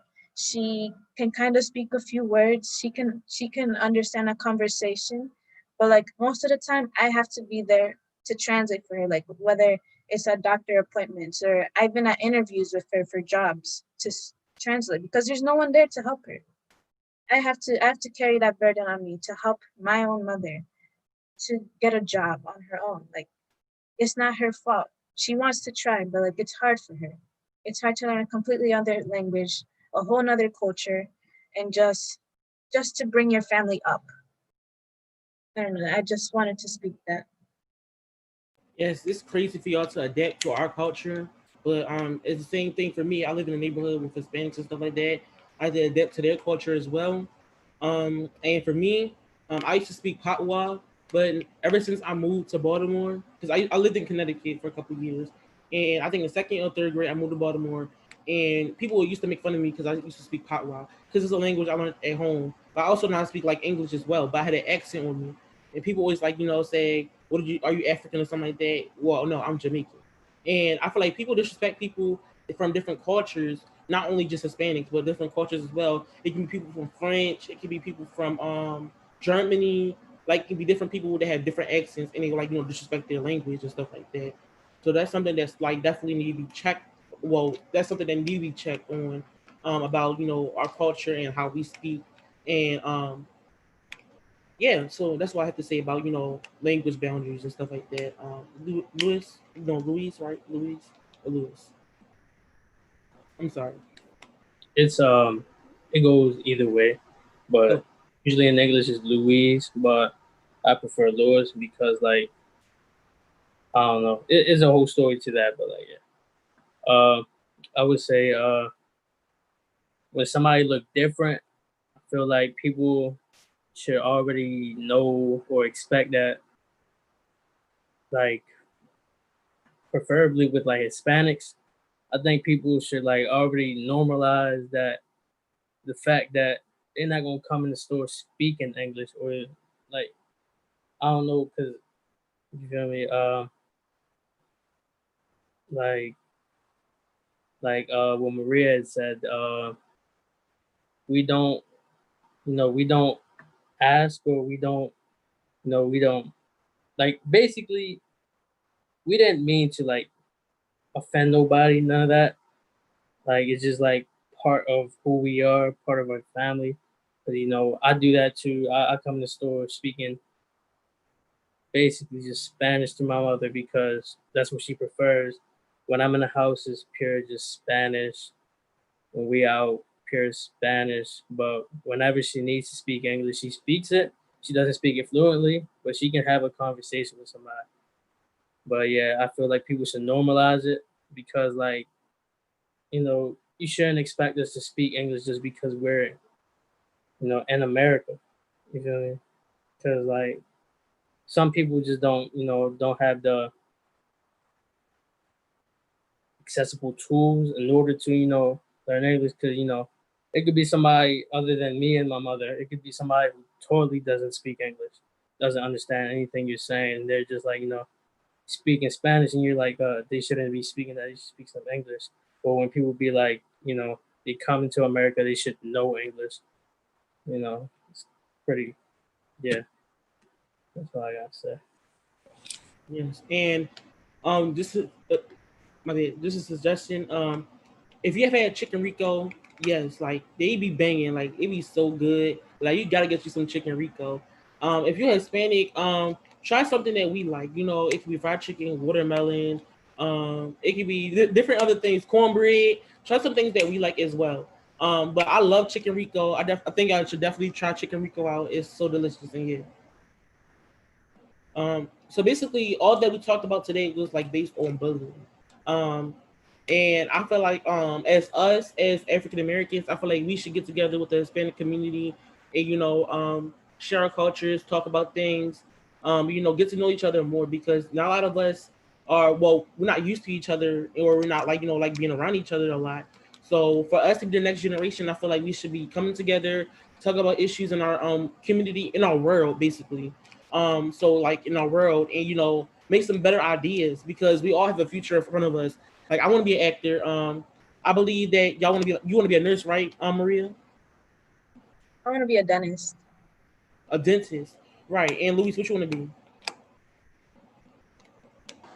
I'm not too sure yet, but I'm leaning towards CSI, just in the forensic field. So yeah. Yes. If you keep talking like that, you're gonna be professional. You're gonna be good. You're gonna be straight. You're gonna be a businessman. I believe in you, and I believe in everybody that's in this group chat right now. We can all make a difference in this world if we just keep working together. If we come together and talk about issues that's going around in our community. If you're just quiet, most likely you're gonna be like a broke bum because you're not saying nothing. So let's get together. Let's share our differences in our culture, and let's make an impact. I think it's time for Jules. So anybody would like to start with Jules, Louise, or Maria? All right. I feel like we should get comfortable with being uncomfortable. Louise? I mean, Louis. My bad. Um, I feel people should normalize the I don't know how to say it, but like basically just don't be a hypocrite. Because if you were to go somewhere like, out of state, something like that, nobody would expect you to know their language. And I mean, I don't know how else to elaborate on that, but yeah. We don't even got time for the elaboration, but we got your point, Drippy. That was good. Yeah. All right. My Jew is your decision is very powerful and it can be effective. So today, decide what you want to do, what you want to be when you grow up, and also learn different cultures. So yeah, and love yourself like others love you. Yes, thank you so much. Thank you all for this powerful conversation. This was so needed. And I do want to apologize, especially to like my niece or anybody else, because I know that I've been guilty of saying like Mexican or something like that, just kind of being ignorant to the fact that it's not all the same. Like I know that I've done that before. So I apologize if I ever offended anybody. And thank you guys for just bringing this to the forefront, because it is something that we have to be accountable for in our own lives and to do our part in bringing our cultures together. So see y'all at noon with Miss Money Mo. We got more coming for y'all. See y'all later. Take a break, y'all.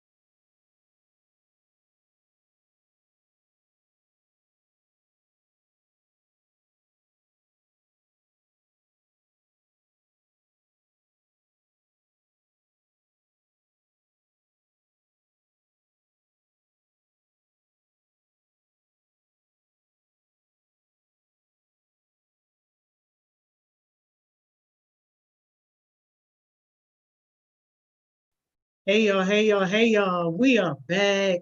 Man, listen, if you having a good day at work today, please drop a heart for me so I can see. Yo, these conversations are heavy. They a lot, they hard, but they are so necessary and so needed. So don't feel pressured. If at any time you gotta get up, you gotta take a break, you gotta walk away, it's weighing heavy on your mental, it's weighing heavy on your heart, don't feel compelled to stay engaged. It's okay to get up and walk away for a second and then come back. This hard stuff is not it's not easy. It's not easy. And it doesn't make you a weak person if you feel like you just got to get up and take a break for a second. Hey, thank y'all so much. I see y'all hearts. Hey, Malia. Hey, Cam. Hey, Chloe. Hey, Elizabeth. Hey, Jordan. And Elizabeth, we are not ignoring your comment, baby. We see that you said that you were being bullied. So Miss Mo had dropped her Instagram. Make sure that you connect with Miss Mo, because if you want to be able to tell your story, we definitely want you to be able to tell your story. But we are reserving today, y'all, for our Latina family. So that's pretty much kind of like the theme of the day. So don't take it the wrong way if we don't put you on. But thank y'all so much for being with us. Let's get our favorite on here real quick. Hey, Dreshawn. Hey, Naeem. Hey, Mackenzie. Hey, Jawan. Hey, Dion. Hey, Mother General. Hey, Kendall. Hey, Dajay. Hey, Asia. Hey, Kelly. I see y'all. Hey, Shamira. Hey, James. Hey, Makai. Hey, Taylor. Miss Cal. Khalees. Miss Khalees. Miss Khalees. Yes. What's up? Counting cash, Khalees. Diamonds on my neck, diamonds on my grill. Okay. We love it. We love it, man. We got to get into this because we never have enough time. Am I supposed to be having 3 people knocking at the door? Yeah, it might be. And a repeat? Yeah. It might be 5. I'm not even gonna lie to you. Hey, yo, come on. How we get repeats, yo? We got too many people to have a repeat back to back. Ma'am, listen. This is if you want to kick this person off, then kick them off. No, Jonathan, good. Hey, Jonathan. What's up? Hey, Emily. Hi. Hey. Emily, can you tell me how to say HeartSmiles in Spanish so I can change my name again? HeartSmiles in Spanish. Yeah. You can say like sonrisas de corazón. Okay, can you type it in the chat? I mean, no, yeah, I got you. Please, I can copy and paste. Oh my goodness. Okay. Yeah, so y'all, we gonna listen. It just happened this way. Okay. Thank you, Emily. I don't know how y'all heartbeats need to be ashamed. Y'all got Kevin on here back to back. Wait, hold on, Miss Johnny. Don't act like you did not know that I was gonna come back though. I didn't know. I don't read the script. I just show up. Didn't read that man script. Didn't read nothing. Bria. Oh my goodness. Bria came with the blue too. Oh, I love it. Oh, Bria and Jonathan in cahoots with that blue, that royal blue. Oh my goodness. I can't even with y'all today. All right. Y'all go ahead. All right, y'all. We got a lot of people here on my session. I don't know how that happened, but here we are. Do introductions with your names for today. Tell us who you are, except for Kevin. No, I'm just kidding. I guess Kevin, you can go again. But all right, go ahead, Jonathan. All right, y'all. How y'all doing? My name is Jonathan, and I'm actually with HeartSmiles, and I'm 18 years old, and also the founder of Illustrious Brand. Y'all come shop with me.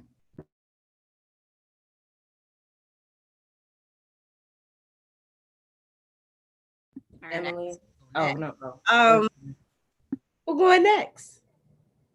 Okay. Hi, my name is Emily. I'm Dominican and I'm 16 years old. I'm with Central Soul. All right, go ahead, Bria. Hey y'all, I'm Big Breezy for real. I'm Big Breezy for real. I'm 15. I am the creator of a business I cannot name today, so I got y'all tomorrow. Shop with me for real. This is gonna be a very interesting conversation. Go ahead, Kevin. Thank you, Miss Khalees. My name is Kevin. I'm 15 years old, and today I'm representing Jamaica, as you can see. So in this topic, I'm representing Jamaica. So yeah. All right, thank y'all. And I'm Miss Khalees for today. There's a story, but I don't think we have time for that story. If we have time, maybe. Okay, y'all. So we still gonna start off with the question, and then I'm gonna let y'all do what y'all do and tell us the topic for today, okay? The question of the day is, if you were a season, which season would you be? Dang, you ain't gotta make that face in my question like that. Black pepper. I like black pepper. Not seasoning. Oh, what are you talking about then? Like it's fine. We can do seasoning. We gonna change it. I'm sorry. I did not know that. I thought you was talking about seasoning. It's okay. Season. It's okay. We can do seasoning though. We gonna do seasoning. Okay. If you were a seasoning, which one would you be? Go ahead. Black pepper. Okay. So we doing seasonings now, so I gotta change it. All right. I don't know. Honey. I don't know if that's a seasoning or not. Oh, God bless. Okay, Emily. I don't even know. Honey, I guess, because it's sweet. But if it was like a season, like, can I say the season still? I would say, I don't know, fall time, like fall, I don't know, autumn. Okay.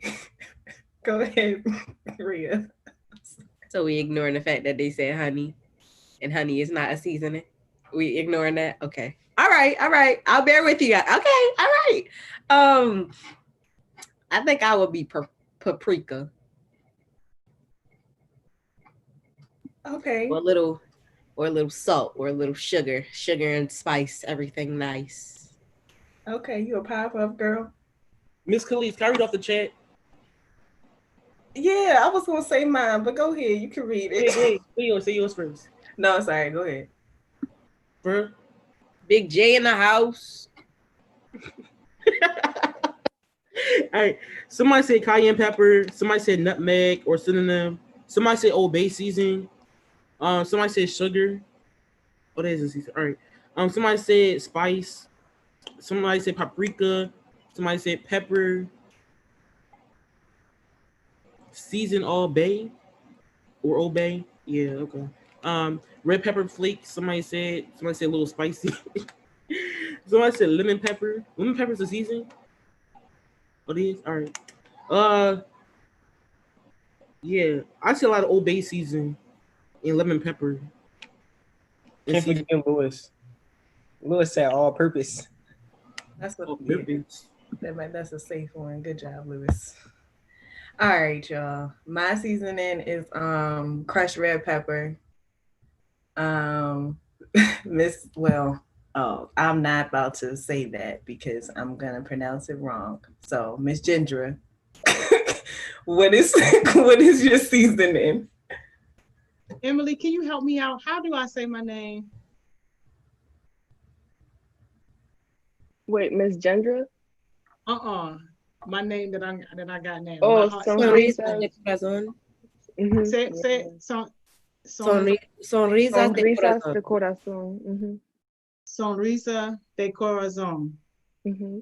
Yes, Sonrisa de corazón. My season is definitely going to be winter. Way too cold. And don't worry, we about to balance this out, y'all. If any Latina youth, if you want to come on and join this call, y'all, please hit us up because yes, hit us up. This ain't right. Again, hit us up for the link. I don't really know how that happened. But but here we are. Here we are. Okay. Jakayla, would you like to introduce yourself quickly? Because we about to have a real hype session. I'm Jakayla Burns. I'm 17. I live in Massachusetts. Went all out with this one. I'm sorry. Okay. She went all out with this one. Okay. Okay. Thank you so much. All right. So, Jonathan, can you tell us what we're going to be talking about today during this session? Of course, I know. Big Jonathan in the building. But today we're going to talk about culture. So basically trying to get everybody, like, we trying to learn about Kevin's culture, Emily's culture, and things like that. Jakayla's culture, and Bria, and also Miss Kelly's. Yeah, I think I got it right. So we just learn about each other culture and see different things, like what do we got in common and things like that. So we ready to have a lit session for real, y'all know.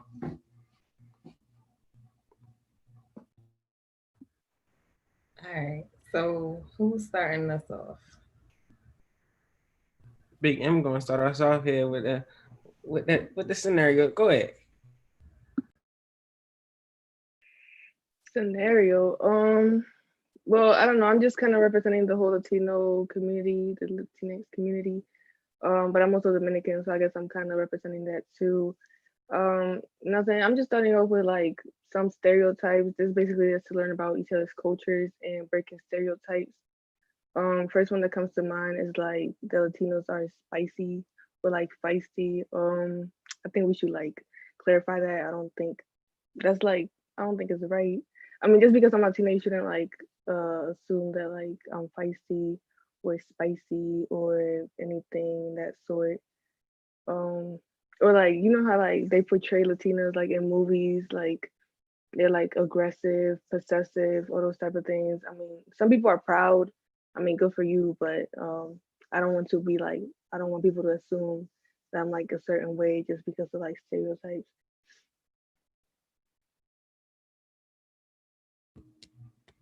All right, yeah. So I came across like a couple Latinos in like my life, but like none of them came off as spicy. I don't know why movies do that. Like none of them came off like you're very nice, Emily. I swear, like you're like one of the nicest people I met, and things like that. But they do come off of very spicy in movies and try to portray like y'all just some bad people, but y'all really not. You gotta get to know y'all. Yeah. So. All right. So if you could identify like one stereotype for everybody, one stereotype said to you that you want to like break down right now, what would that stereotype be? Okay. I'm sorry. So I think there's like this idea that just because like I mean, yeah, it's common, but there's this idea that Latinos mainly work in cleaning, like landscaping or construction. Not everybody is like that. Like I know a lot of like Latinos in the community that do work in that, but it's not always like that. You shouldn't just assume that. You shouldn't assume that like that represents like who they are, or that shows like just because they work in something that's not like professional, like they're less of a person, they're not that smart, like their intelligence, all that type of things. So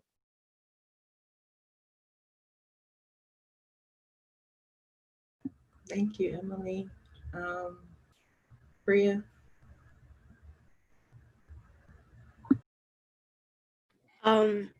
So I just wanted to touch on like one of the stereotypes that the African American community have. Because everybody don't know the history behind it, they still do it, and it's really dumb. But one of the stereotypes that the African American community has is that all of us like watermelon. And the truth behind watermelon, it was actually used as a racial song, like the ice cream truck song.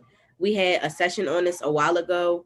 It was used as like a racial song to attract, and it was like nigger loving watermelon. If you pull it up, like if you research it, it'll come up, but that's one of the stereotypes that were placed on us because of Caucasian people. They assumed they had made somebody take a picture with watermelon, and that's actually how the watermelon stereotype got started.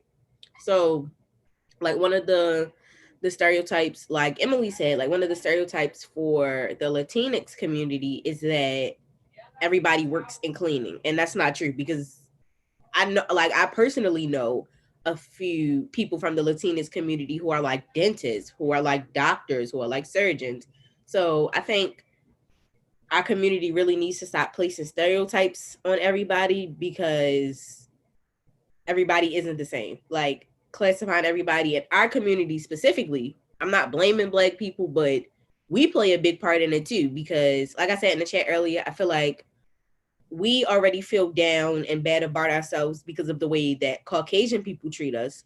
So we take that and use that as an excuse to treat the Latinx community the way Caucasian people treat us. And I feel like that's really unfair and that's hurtful and it's really encouraging the cycle to continue. Nobody's breaking it. One thing I do want to say is when you approach someone who is part of the Latino community, don't ask, "Are you Mexican?" I hate that. I be listening to people and I be like, that is very disrespectful and rude. If you want to approach them, I mean, personally, I like to wait for them to tell me where they're from. I'll always ask and I'll say, hey, what nationality do you represent? What is your flag? You know, so I don't come off disrespectful. So if you want to do that, don't assume that they're all Mexican. That is rude. So yeah, that's all I have to say for that part. Thank you. And I'm sorry. Also, like another thing, all Latinos don't speak Spanish. I mean, like you're Latinos, or like it's sometimes like I don't know, maybe you're like fourth generation Latino, or your parents didn't teach you, you didn't grow up in like that type of community where you like learn Spanish and everything. So also like not only that, like assume somebody's nationality, but also like don't assume that just because they look like they're from a certain place that they speak a certain language. That doesn't like maybe they just know English, maybe they just know Spanish. So don't just assume that just because they're in this country that they talk English too. And then also another thing, like the skin color and like hair texture. There's Afro Latinos. It's okay. Like I'm pale, I'm really pale, and I'm Dominican. People be surprised by that because it's not normal. Like not, it's not that it's not normal, but it's not common. Like it's not really like viewed as normal or whatever in the Latinx community to see like a Hispanic and then not like a darker skin color than I am. So yeah, like I get that a lot personally, and I have to like address the fact that like it's like a lot of diversity in the Dominican community and the Latinx community too. So like just be open-minded. Like you can be Black and still speak Spanish. You can be Black and be Dominican, Mexican, Honduran, anything. So yeah. So Emily, I owe you an apology. I apologize because I asked you to tell me how to say heart smiles in Spanish and didn't even ask you if you spoke the language. No, but I do. I apologize because I should have asked you first if you spoke Spanish, and I just assumed. I did exactly what you just said. So I apologize for that, and thank you for bringing that to the table because I think a lot of us sometimes too we do it just unconsciously without even thinking about it. So thank you. Thank you. Like I really respect the fact that like you're learning. Like that's kind of the whole point of this session of like the whole day is to learn. Like just be open-minded to learning. Don't take it as like an offense. We're not pointing fingers or anything. We're just trying to like clear some things out.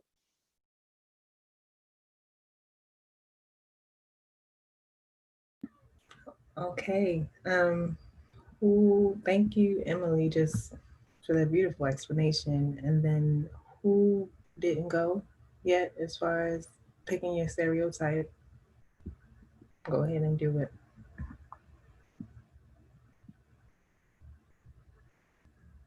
I'm sorry, can you repeat that? I ain't hear you. You didn't hear me. Okay. I said, did you pick your stereotype yet? And we're about to have somebody else join us as well. Pick your stereotype, the stereotype that you want to change, like the narrative with. I think they said go.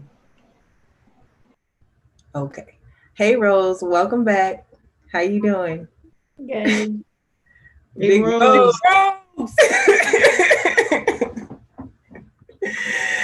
All right. Do you want to hop in and just say, a stereotype that you kind of want to change the narrative with, that you want to let people know about? Hop right on in. Okay, so I would say, I don't know if Emily mentioned this, but how there's the other part of, oh, men are really possessive over women. Like our Latinos are very possessive over women and all that. I feel like that should be shut down because not all men are really possessive over us. And or another one that I just came to mind. Not all men are like have money in their pockets. I don't know how to say. I forget. Emily, back me up. I think what we mentioned, we call it like not all Latino men are like ATMs or something. I don't know because like I don't know why, but like Latinos usually don't use the bank a lot, and that's why I feel like that's why they target it a lot when they're being jumped or like robbed. I feel like people just think like, oh, they got money on them, but that's not always the case. Yeah, that. No, thank you. Thank you, Rose, for sharing. Anyone else that wants to, oh, go ahead, Jonathan. All right, I'm gonna go. When they say all African Americans like chicken, like that's not true because I honestly don't like chicken like that. I'll eat it here and there. Like I'll go to Chick-fil-A, give me a chicken sandwich, but I honestly like really don't like chicken like that. So I just want to clear that up. Like all African Americans do not like chicken, and what Bria says, she was saying about watermelon. I do not like watermelon either. Like, ew, no. I think based off the media, that's why people are assuming we like chicken or stuff like that. Or for y'all, based off the media, we assume that y'all like spicy food. When actually, like we have differences of our own and different things we do and different things we eat as well. So yeah, it's just based off the media and what they show on TV as well. So yeah. Um, the stereotype that we're poor and can't afford nice things. Like going back to Miss Joni's story from earlier, when she got pulled over by the police, why do they assume that every Black person is poor? That every Black person can't afford a nice car or a nice house or a nice watch? That needs to stop. And then I feel like as a collective, if we have these people who are from different places, they spoke one language their entire life, and then they come over to the US or something like that, and they're forced to learn English, like they have to in order to adapt. I feel like they're just making it easy for us. So we should in turn make it easy for them.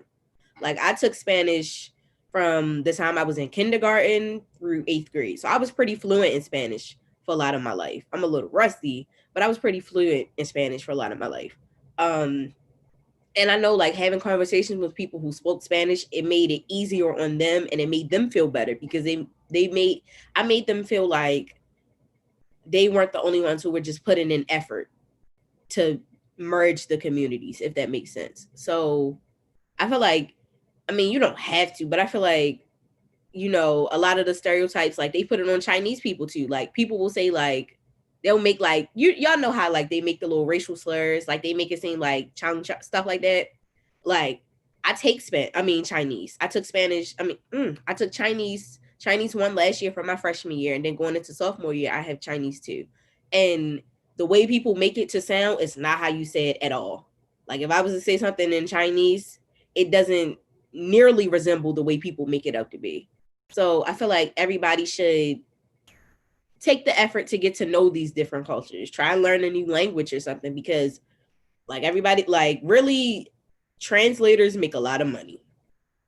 Being for real, translators make a lot of money. And not even just that, like why wouldn't you want to learn another language? It's fun and it's something that you can be proud of. Because I know I'm actually very proud of knowing more than one language. I'm the only one in my household and my family who knows more than one language. So that's is something new and it's something different, but I think everybody should take part in it. Yeah. And I'm sorry, Oh, Miss just real quick, I think it's important to just realize that, you know, people who come from the Latinx communities, that's not a monolithic term. That doesn't mean one thing. It's not one thing to be Latino. Same with Black. It's not one thing to be Black. We all have different definitions based on the individual. So that's just what I wanted to say. Go ahead, Kevin. Yes. Another stereotype I wanted to bring up is some people when they say like stereotypes and stuff like that, they think of like the negative things that people would do and stuff like that. So for me, I feel like not all Hispanics are rapists. Not all Black people are street or ghetto. Not all Jamaicans are rude and mean. And I feel like because the media is exposing that to our world, that people might think that way. And same thing for Chinese people as well. Since the coronavirus outbreak came, they felt like all Chinese people have coronavirus and stuff like that, which is not okay, and it's very rude as well because you think it of because it's happening there, it can happen here, and because that's their culture or that's their race, that is similar to what's going on around the world and stuff like that. So yeah. I just want to say one more stereotype that it came to mind. I'm sorry if I cut anybody out. Um, that just because we're Hispanic, we don't know English. And just because we're Latinos or Latinas, we don't understand. And we don't, like, I think Maria from the other session, she said about that we're all Mexican as well. I feel like that's something that should be shut down from the beginning. Not everybody that's Hispano or Latino is Mexican. Maya said in the comments, one of the Black stereotypes I see is that we are all aggressive and easily confrontational. Yeah, that's something that I wanted to like talk about, even though like it's not really my community, but I just want to like encourage the conversation. I know that like especially Black women, like the idea that Black women have to go out of their way to be friendly because people have this image in their head that like they're aggressive, that they're like rude, that they like just seem like, like I don't know, reserved, like too reserved. They think that like if you don't go out of your way and you're not friendly, then you're like rude. Like, but that's just like if you don't want to talk, then you don't gotta talk. But it's just like at the end of the day, like people have this idea that like you gotta do this. Like I don't know, it's just like you have to prove the fact that you're not a certain way just because of what society has put out there. And also another thing, with the movies and the social media, like about especially like slurs and everything, I think we're unaware that sometimes like they say it in a joking manner, but we have to like learn that that comes from somewhere. Like even though it might be taken as a joke, like there's some things that you just like you're just crossing the line. You can't joke about that thing, about those things, and it's just like even if you do see it on TV, like you got to be aware that like you can't say that. Like you just can't. They just get away with it because it's like big platforms and like TVs and social medias and shows, but you got to learn that like you can't really like say those type of things in real life. I also would like to add. I mean, yeah, Emily, I'm a half and half on the slurs with the Latino community because not only do we have Afro Latinos, I I don't want to get into it because that's probably a controversial conversation that a lot of people feel half and half on. But one thing I want to go on more about the Jamaicans saying that they're, rude and all of that. And I saw a comment that Naeem said about like all these evil rituals. And one thing I want to shut down is if they're Haitian or they're from New Orleans or anything, or if they're black, that don't mean that they do voodoo. I definitely have been asked that. Do you do voodoo? No, no. Just because I'm black and that was so and so down there in the South, that don't mean every black person do voodoo or every black person does these evil rituals. Yeah, there are some things people in the islands that, they believe. And my friend who is she's from Trinidad. Well, her mom, but you know, they I don't know what it's called because I don't know how to pronounce it. Sorry. But there's like this spirit where they have to put salt. If you knock on the door after 9 o'clock, you have to put salt on the ground so that way that evil spirit doesn't follow them inside the house. Yeah, I've heard of that. Yeah. And my friend, she makes me very aware of that. So she said whenever she go down to the islands, that's what they do. And they believe in certain stuff, but just because everybody's black or everyone has like a darker skin tone, don't mean that they do all these evil rituals. I want to shut that down.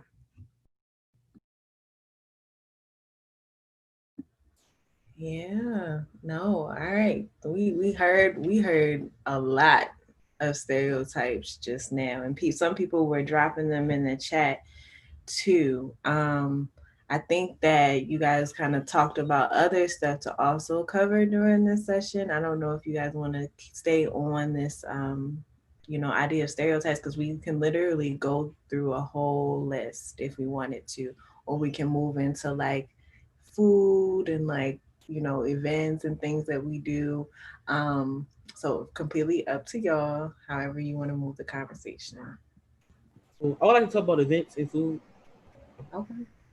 All right. So every year, well, except for this year, I don't think they hit it this year, but every year at Lake Clifton they have like a carnival kind of thing, and like island people, Caribbean people come together and we celebrate. That's our way of celebrating. And we taste different types of food as well. Like it was like I went to a Cinco de Mayo kind of event like last year, and they had some good food. So you can definitely go to like some of those events and try different foods out. Us Jamaicans eat jerk chicken, curry chicken, oxtails, and stuff like that. We eat different types of foods and stuff like that. And people think that all of our food is spicy. I'm not gonna lie, some of our food is kind of spicy, over the top spicy, but we're not like only eating spicy food. We also like eating food that like that. How I say it, that we enjoy like as well, basically. Not like just only spicy food as well. And yeah, so basically that's what I have to say about my culture. So yeah.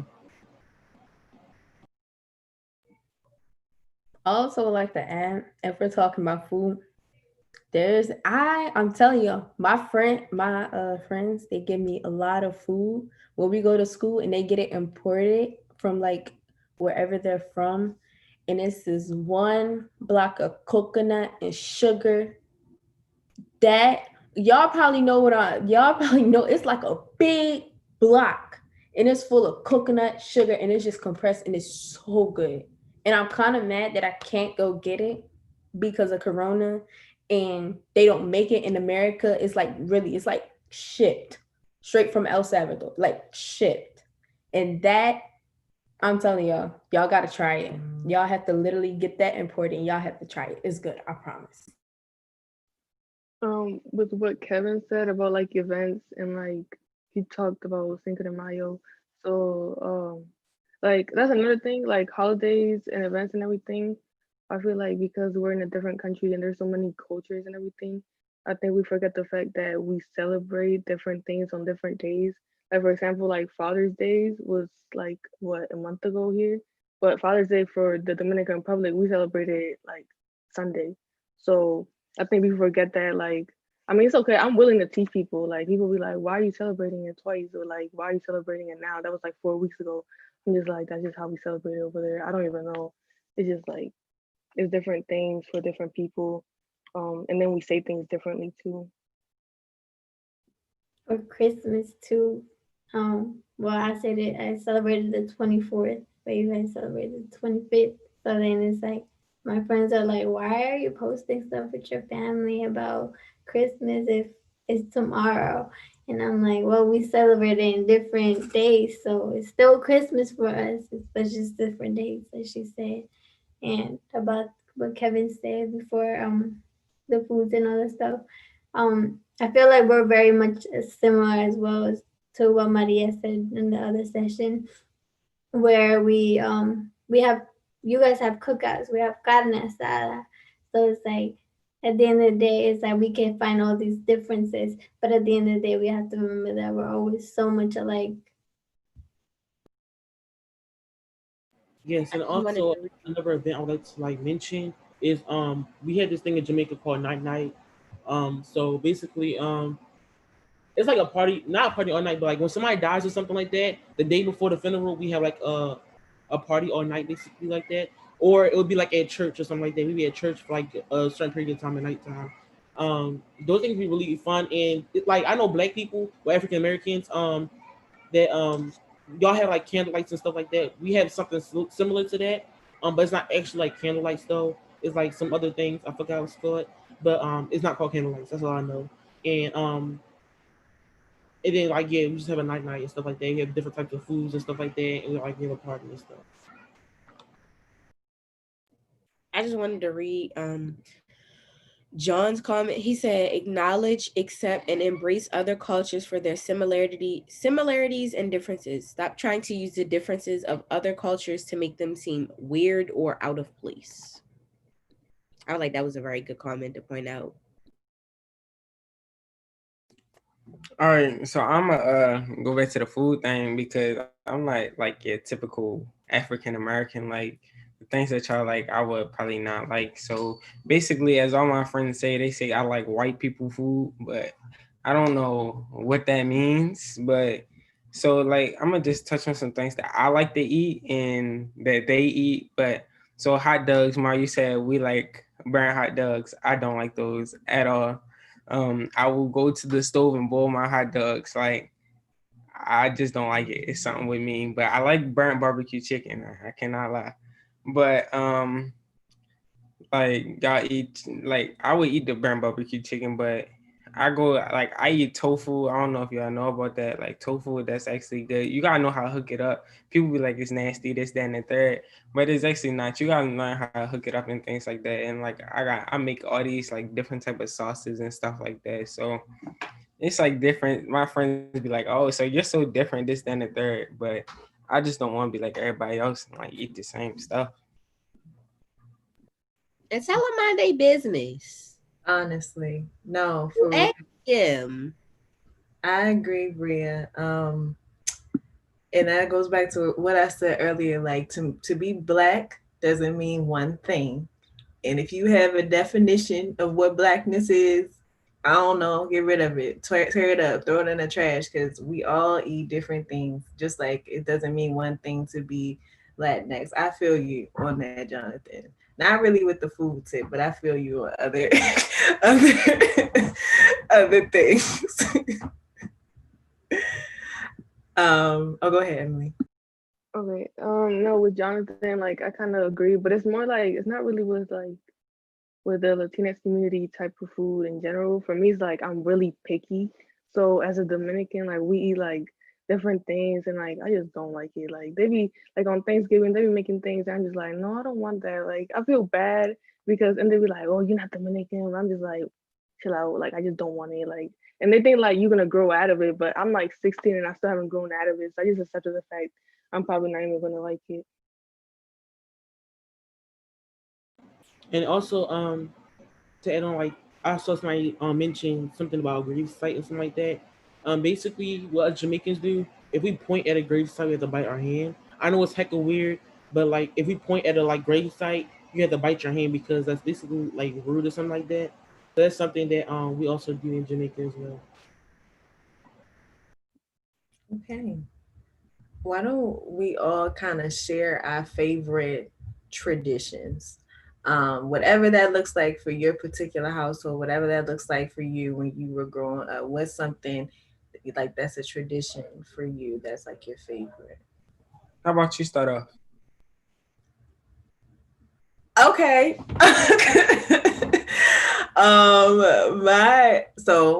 I think my favorite tradition is just like going over my grandmother's house, just in the general sense, but particularly on holidays like Thanksgiving and Christmas. Especially actually Thanksgiving and Christmas, because every like week, a lot of us go over there. Well, pre-pandemic, but a lot of us go over there. But Christmas and Thanksgiving is like where people come home from school, where people come from out of state, people we haven't seen all year, like my father's like brothers and sisters and their kids and cousins and everybody just coming there, fitting at one house that one house, but that's my one of my favorite traditions. Bria. So we have two major ones. My grandmother, my mother's mother. I don't really know my father's mother like that, but my mother's mother, I'm really close with. So her birthday is October the 31st, Halloween. And every year we would throw her a birthday party. I don't see how she didn't see it was coming every year. Like every year she would be so surprised and she would cry. And I'm like, we just did this last year. Like, what are you doing? like why are you crying? Like we already did this. You already knew this. But now we kind of changed that up and made it until we take her out every year. And her favorite place to go is Applebee's. So for maybe like the last 2, 3, 4 years, we've been taking her to Applebee's. And then the other tradition is because my mother refuses to teach any of her children how to drive. And I'm at that point now, the older siblings kind of learn. So my brother learned from God knows who. I don't know. Probably look. I can't say that on live. Never mind. And then my sister learned from my brother, and then my other sister learned from my sister, and now I'm learning from my sister. So that's how that works. Well, okay. I'm not gonna name all of them, but one tradition that is individualized for me that I've started when I was like younger, like toddler. Every time I would go see my cousin, he would give me $1. Every time I see him, it's always $1, and it has always been a tradition that I will always remember. Um, Another one is before pre-corona and when my grandmother was alive, I would be down at my grandmother's house every weekend, plate of food every weekend. I promise. Every weekend. Every weekend. And another one is that generally for every Thanksgiving, I don't even like the idea of Thanksgiving no more if y'all know the history of it now. But we will always, I mean, like everybody already knows. You will go around the table, say what you're thankful for. Then sometimes we'll just have a party, you know. I don't really have, oh, I'm sorry. But yeah, that's what I have. Yeah. My tradition. All right. So I think everybody. Well, yes. At parties, Jamaicans go wild and crazy, especially the songs they put on. So every year, I'm from New Haven, Connecticut, but so like every year we go to New Haven, Connecticut because that's where most of our family at, and we have like a big, huge party. It's like a huge party we have every year, but it's not only like with family. It's like with everybody that's Jamaican, Trinidad, and different island people, Caribbean. But it's hosted by my family members. And basically one thing we do, like we have like a torch or we had like a lighter or something like that, and like we used to like light up things, not light up things. We used to like throw fire up in the air, not throw fire, but like light up the torch and stuff and wave it in the air and stuff like that when we like dance and stuff like that. It's pretty weird. I don't think it's safe, but like that's what like we usually do at parties. We just like raise fire up in the air and stuff like that, and dance around. But yeah, it's not voodoo or anything like that. It's just like we just dance like that. My favorite holidays, like Miss Kelly's, mine are very similar to hers. I love Christmas and I love Thanksgiving because we just make a lot of food and we go over my aunt's house and it's just everybody there and it's like we have so many now. We have so many different like backgrounds and like they bring their boyfriends and now we have a lot more black people in our family now and it's like my family's kind of starting to understand a lot more that it's okay that we need to combine our families together. So it's like I love it because now it's like I'm more diverse and we have different types of food and I just get to try like different foods. I like eating, by the way.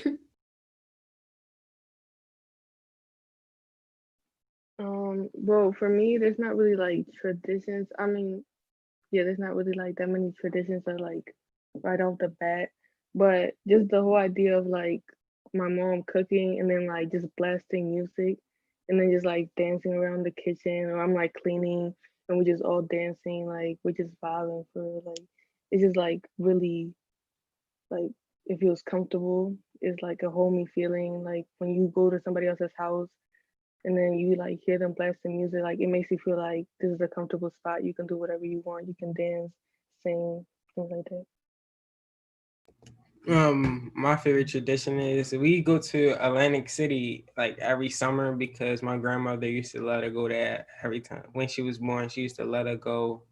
I said when she was born, when she was still alive, she used to love going there and like go gamble and stuff like that because y'all know Atlantic City like big on that and like just walk the boardwalk and stuff like that. Like that was a tradition. We'd go every summer. So we just keep it going and we try to go every summer, maybe spend a day down there and like walk the boardwalk and stuff like that. All right. Last but not least was Joni. I mean, sorry, it's on Reese's Big Corazon. Yeah. Yes, thank you. Okay. My favorite family tradition is birthdays. Like it don't matter what's going on, you gotta come to my mother's house. She gotta have your cake, and we gotta sing happy birthday to you. No ifs, ands, or buts about it. All right, y'all. Okay, we got to get a glimpse into each other's just individual culture, representing whatever culture you're representing. And so we about to get on out of here. So we got a lot of jewels to do. We got a lot of them. So 10 seconds. Okay, you said 10 seconds. Oh, each, yes. Okay. 10 seconds each. My jewel is you can always find the fun in heavy topics like this. Because I think that this kind of, broke it up a little bit, but still just paying attention to like the fun things that kind of happen. Same order. So whoever went first last time, I think Bria went first last time. My jewel, I say this jewel a lot. Basically, just educate yourself. Don't be ignorant to something that's foreign to you. Educate yourself. My jewel is, be aware of, how you try to pursue your image in someone else's culture. Be aware of that. People are different.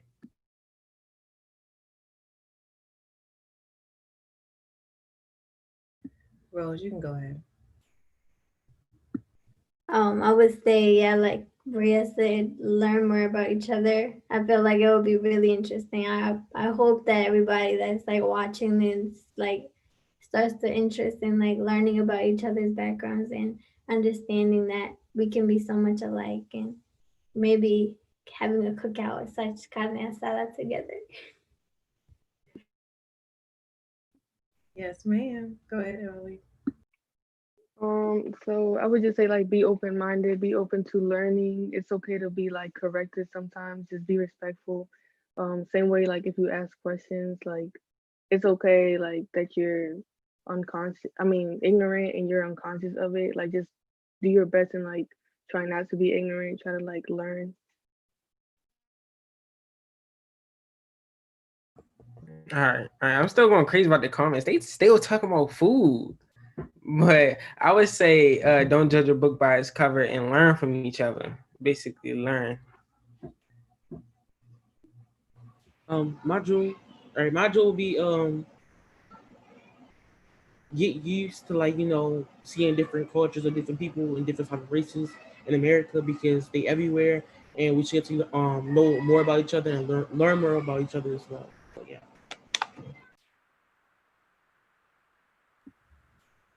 All right. That's This everybody. is awesome. Thank y'all so much. And look, can we put Central Soul's IG out there? Because I know we were trying to protect the identities of our partners today. But if some of the young people wanted to connect with you, Emily, and I think Big Rose might have jumped up, but if some of the young people listening, if they wanted to connect with you, could they connect through Central Soul? Yeah, like I can like put the Central Soul Instagram in the chat, and then like I don't know, they can like communicate. I don't want to put my Instagram out there, but like so they can find my Instagram off of there if they want to. But yeah. Okay, yeah, absolutely. So if y'all want to connect, with Emily or Big Rose, go through Central Soul and just say, hey, this message is for Miss Emily. This message is for Big Rose. And we're going to do it like that until you guys feel comfortable enough to connect with them on your own. Great conversation. All right, I got it. I'm going to put that in the chat. Thank y'all so much. Miss Khalees, we'll see you tomorrow. My bad. Yes, see you tomorrow. Bye-bye. Cool. Thank you, Bria. Thank you, Jacayla. Thank you, Emily. Thank you, Jonathan. Thank you, Kevin. See y'all. Breezy out. Y'all, a great conversation. Let me go ahead and drop the Central Soul IG right here in the chat. There y'all go. Central Soul IG is in the chat. Man, we've been having a good day at work. Y'all having a good day at work? I hope so. Look, take your break. Take your 10-minute break. After you take your break, go ahead and take your lunch. And then I'll see y'all back here at 2:00 for our last session.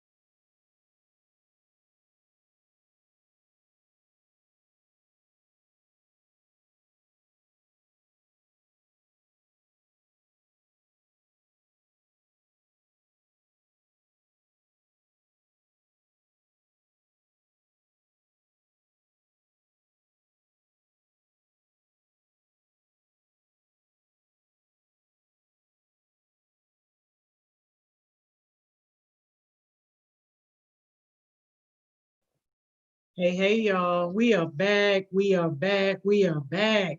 How was your lunch, man? Y'all had a good lunch? How was your break? Hope everybody had a good lunch.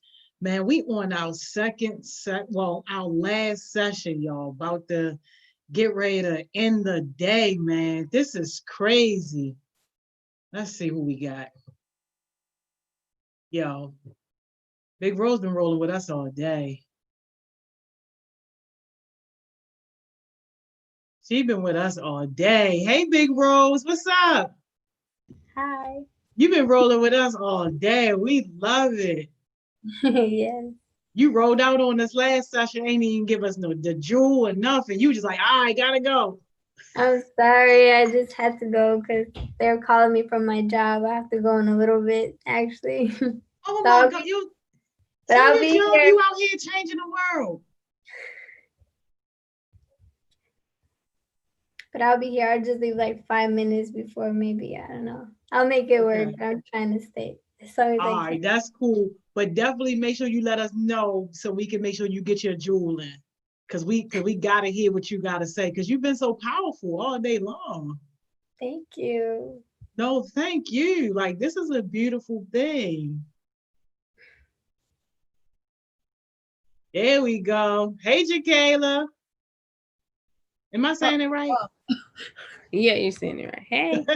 Okay. Hey, Maria, what's up? Hey, how's it going? Good, good. I can't complain that. Oh, is this the whole group for this session? I think so. All right, they completely left y'all boys out. Listen. So we was thinking about doing like a PowerPoint, but then I was like, no, we've been doing open discussion and it's been going good. And Lene's not gonna be difficult. Lene's gonna roll with the flow. Who's Lene? I don't know. She went to Mars. I'm Okay. telling y'all, SpaceX program, y'all should get into it. But that's not the point. So we're talking about reversing racism. And this is probably like a wrap up of what we've been talking about like all day. So, if anybody in the comments, I hope y'all get educated as well. Yeah, definitely. We're gonna tie everything together back throughout like the whole sessions. I think we should start maybe by summarizing each session and then like talking about how we're all pretty much the same and we should come together a lot more and understand each other more than we usually do. And I was gonna pull up since this was the academic session, I was gonna pull up a little science. It's called the Punnett square of how we are biologically literally the same. And I like to call all my Latino friends and Hispanic friends, y'all just the distant cousins. That's all. Y'all distant cousins. Y'all just speak a little different language. And that's what I like to say. But yeah, we're a lot of people don't realize how similar we are. A lot of our cultural experiences and cultural things are tied in or just brought out together, and it's amazing once you get out. It's amazing once you really think about how similar we are, and you're like, oh wow, yeah. Yeah, just like she said. Maria, you want to add something? Yeah, how I was saying before, in the session I was in, there's so many other cultures that are so similar to ours. Like you don't understand. Like Filipinos are so similar to Hispanics, and like I feel like us Hispanics, we share so many things with the Black community that it just makes us feel like one big family. That like for some reason we're just being separated. And that comes to us not being educated. And one thing I do want to say is when we think about it wrapping up basically what everyone's saying, it's like some things are kind of hurtful when you kind of talk like when you kind of talk about a lot of Latino people, it's kind of hurtful to them when you say a lot of these stereotypes and these racist things. I know it's hurtful because I see it a lot. Y'all don't even have to show y'all eye, like y'all don't even have to say anything. It's all in the way how y'all move sometimes. And I want to sincerely apologize for a lot of the racism that y'all had, because that I definitely see it, and I definitely see it a lot on social media of how y'all get treated just for supporting families, because people are just racist, man. They're bad. Can we open it up to our people in the chat to be able to ask you guys some questions and stuff? Would you guys be comfortable with that? I Okay. just want to add one last thing. It goes both ways. It's like not just us being like getting racism or getting offended or like all this stuff. It's like you guys too. We do the same thing. It's like we're our biggest critics basically. We like to criticize others and it's like we like to do it, but then when it's done to us, it's like, okay, why are you doing it? But then think about it, you've been doing it your whole life, so why are you questioning it now? I think that's a great point. Please, y'all, drop your questions in the chat if you guys have questions, and then we want to definitely make sure that we get some answers to that. Oh, this is a great question. I should have known Ms. Money Mo was coming hard. She said, how can we talk to a friend who may be racist? How do we recognize our own racism? Wow. Well, if it's person to person, I believe, because one thing I when I see a lot of racist people, I was just looking at a whole TikTok of a whole racist man. And it's just like some people, when you talk to some people, if they're not willing to understand, you won't be able to get through to them.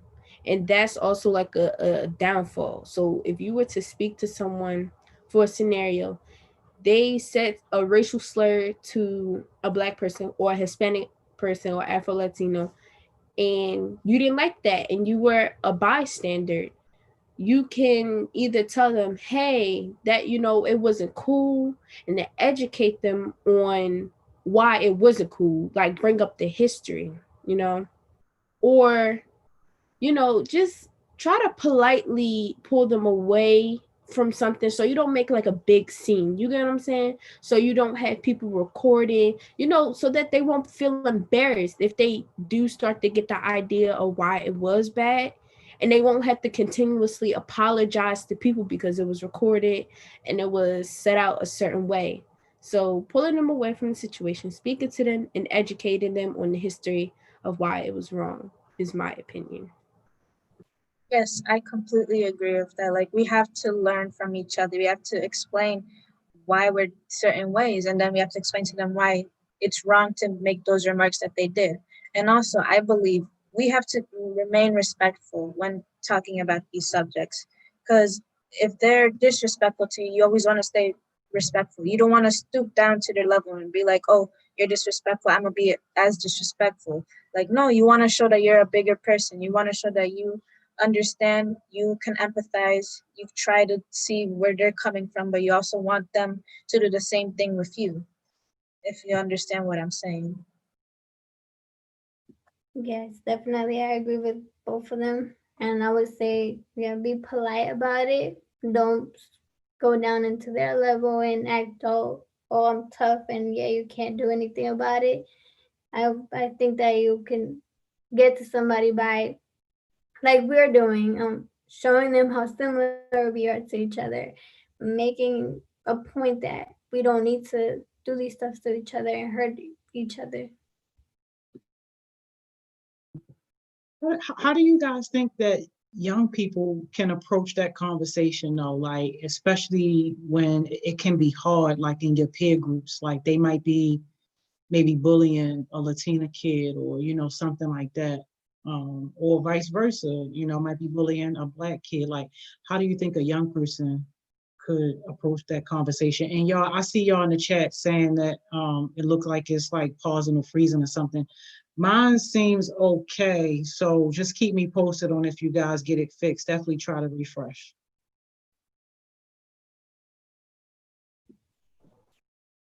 I stick up all the time with my mom because my mom is like all my background is like I've been through a lot with history that happens between um situations that happen, right?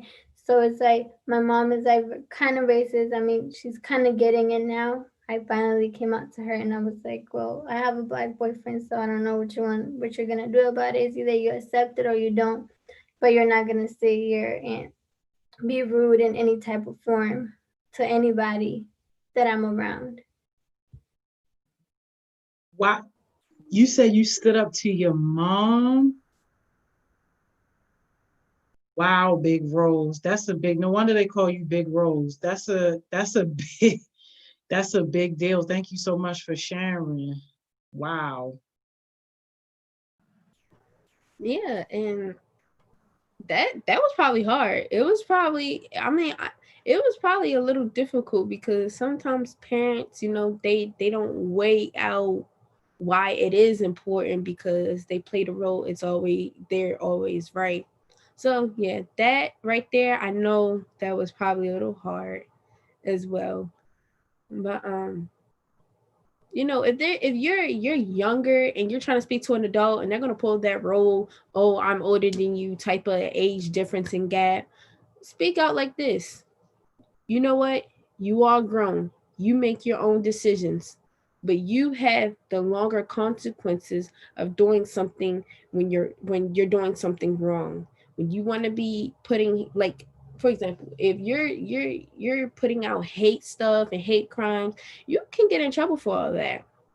You know, them racial slurs, you can get in trouble depending on what color you are, because nowadays people of color get in trouble for things people not of color do, if that makes sense, if I'm making sense.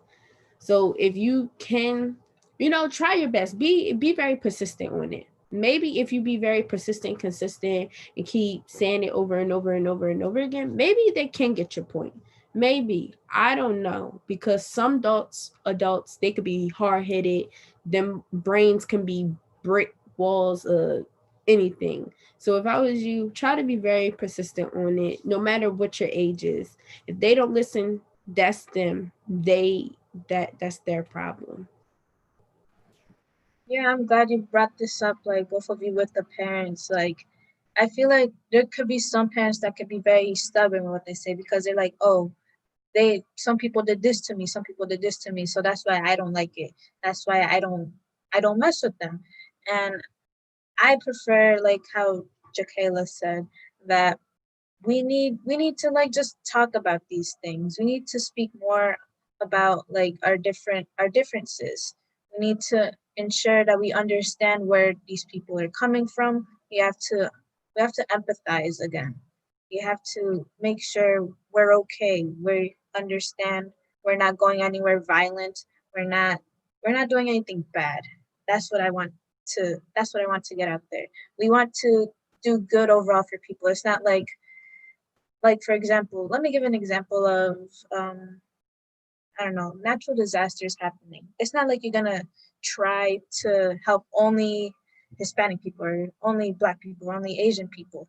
You want to help everyone there. You want to make sure everyone comes out alive. You want to make sure everyone's okay. And that's something that unfortunately these things have to happen in order for us to come together. It can't be just like because of our own heart we have to come out and help people. It's because of these unexpected events that come out. Yeah, thank you so much. Very important points on that. Could you guys help us clear up maybe like some of the language and stuff like that so that we can understand like what we're saying? Because I know earlier there was a mention of like Latinx. I think I know what it is. I'm not 100% sure, and I know people in the chat, some may or some may not. And then also we keep hearing a difference between how it's pronounced, like Latina, Latino. Like, so can you guys just help us with some of the regular terminology so that we can be sure that we're being respectful and that we understand? Yeah, of course. So Latinx is just like a gender neutral thing for people who are part of the LGBTQ plus community. because Latino is for males, as it's a masculine word, and Latino is for female, but there's nothing for like in between. So there's more use of Latinx nowadays because we see a lot of people who don't identify with either, and it's something to make sure we're inclusive of everyone. And while Hispanic is something that's only for people who come from like a Spanish speaking country or descent of that country. So that doesn't include Brazil, although it's part of Latin America because their main language is Portuguese. But they are Latinos. Right. That's why I love what she said. Exactly. Took the words out of my mouth. Literally, Latinx is for gender neutral. It's like we want to include everybody. We don't want to put a label, or just because you look like a girl, we don't want to say Latina, or just because you look like a male, we don't want to say Latino. We want to make sure that everybody identifies themselves as who they are.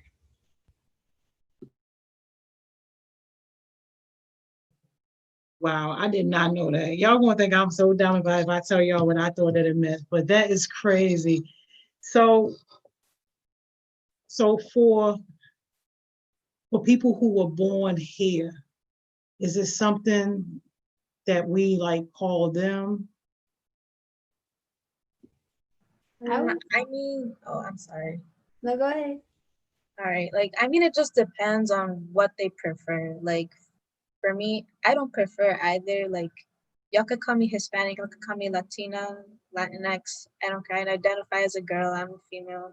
You can call me whatever you want. Like just be respectful. Don't call me a Mexican because I'm not. Don't call me things I'm not. So just call me for what I am. Yes, like she said, I like even though there's Hispanics or Latinos, whatever they identify as, that are born here, they can either say, "Oh, I'm from here," or they can say, "I'm Latino," because that's where their parents are from. So it's up to them pretty much what they want to identify as. Like I said, it's not everybody that looks Hispanic or any type of way. Like not everybody speaks Spanish. That's what I'm trying to say, because their parents might not teach them Spanish. Their parents might not maybe like, oh, it's your own will if you want to learn Spanish or you want to just learn English.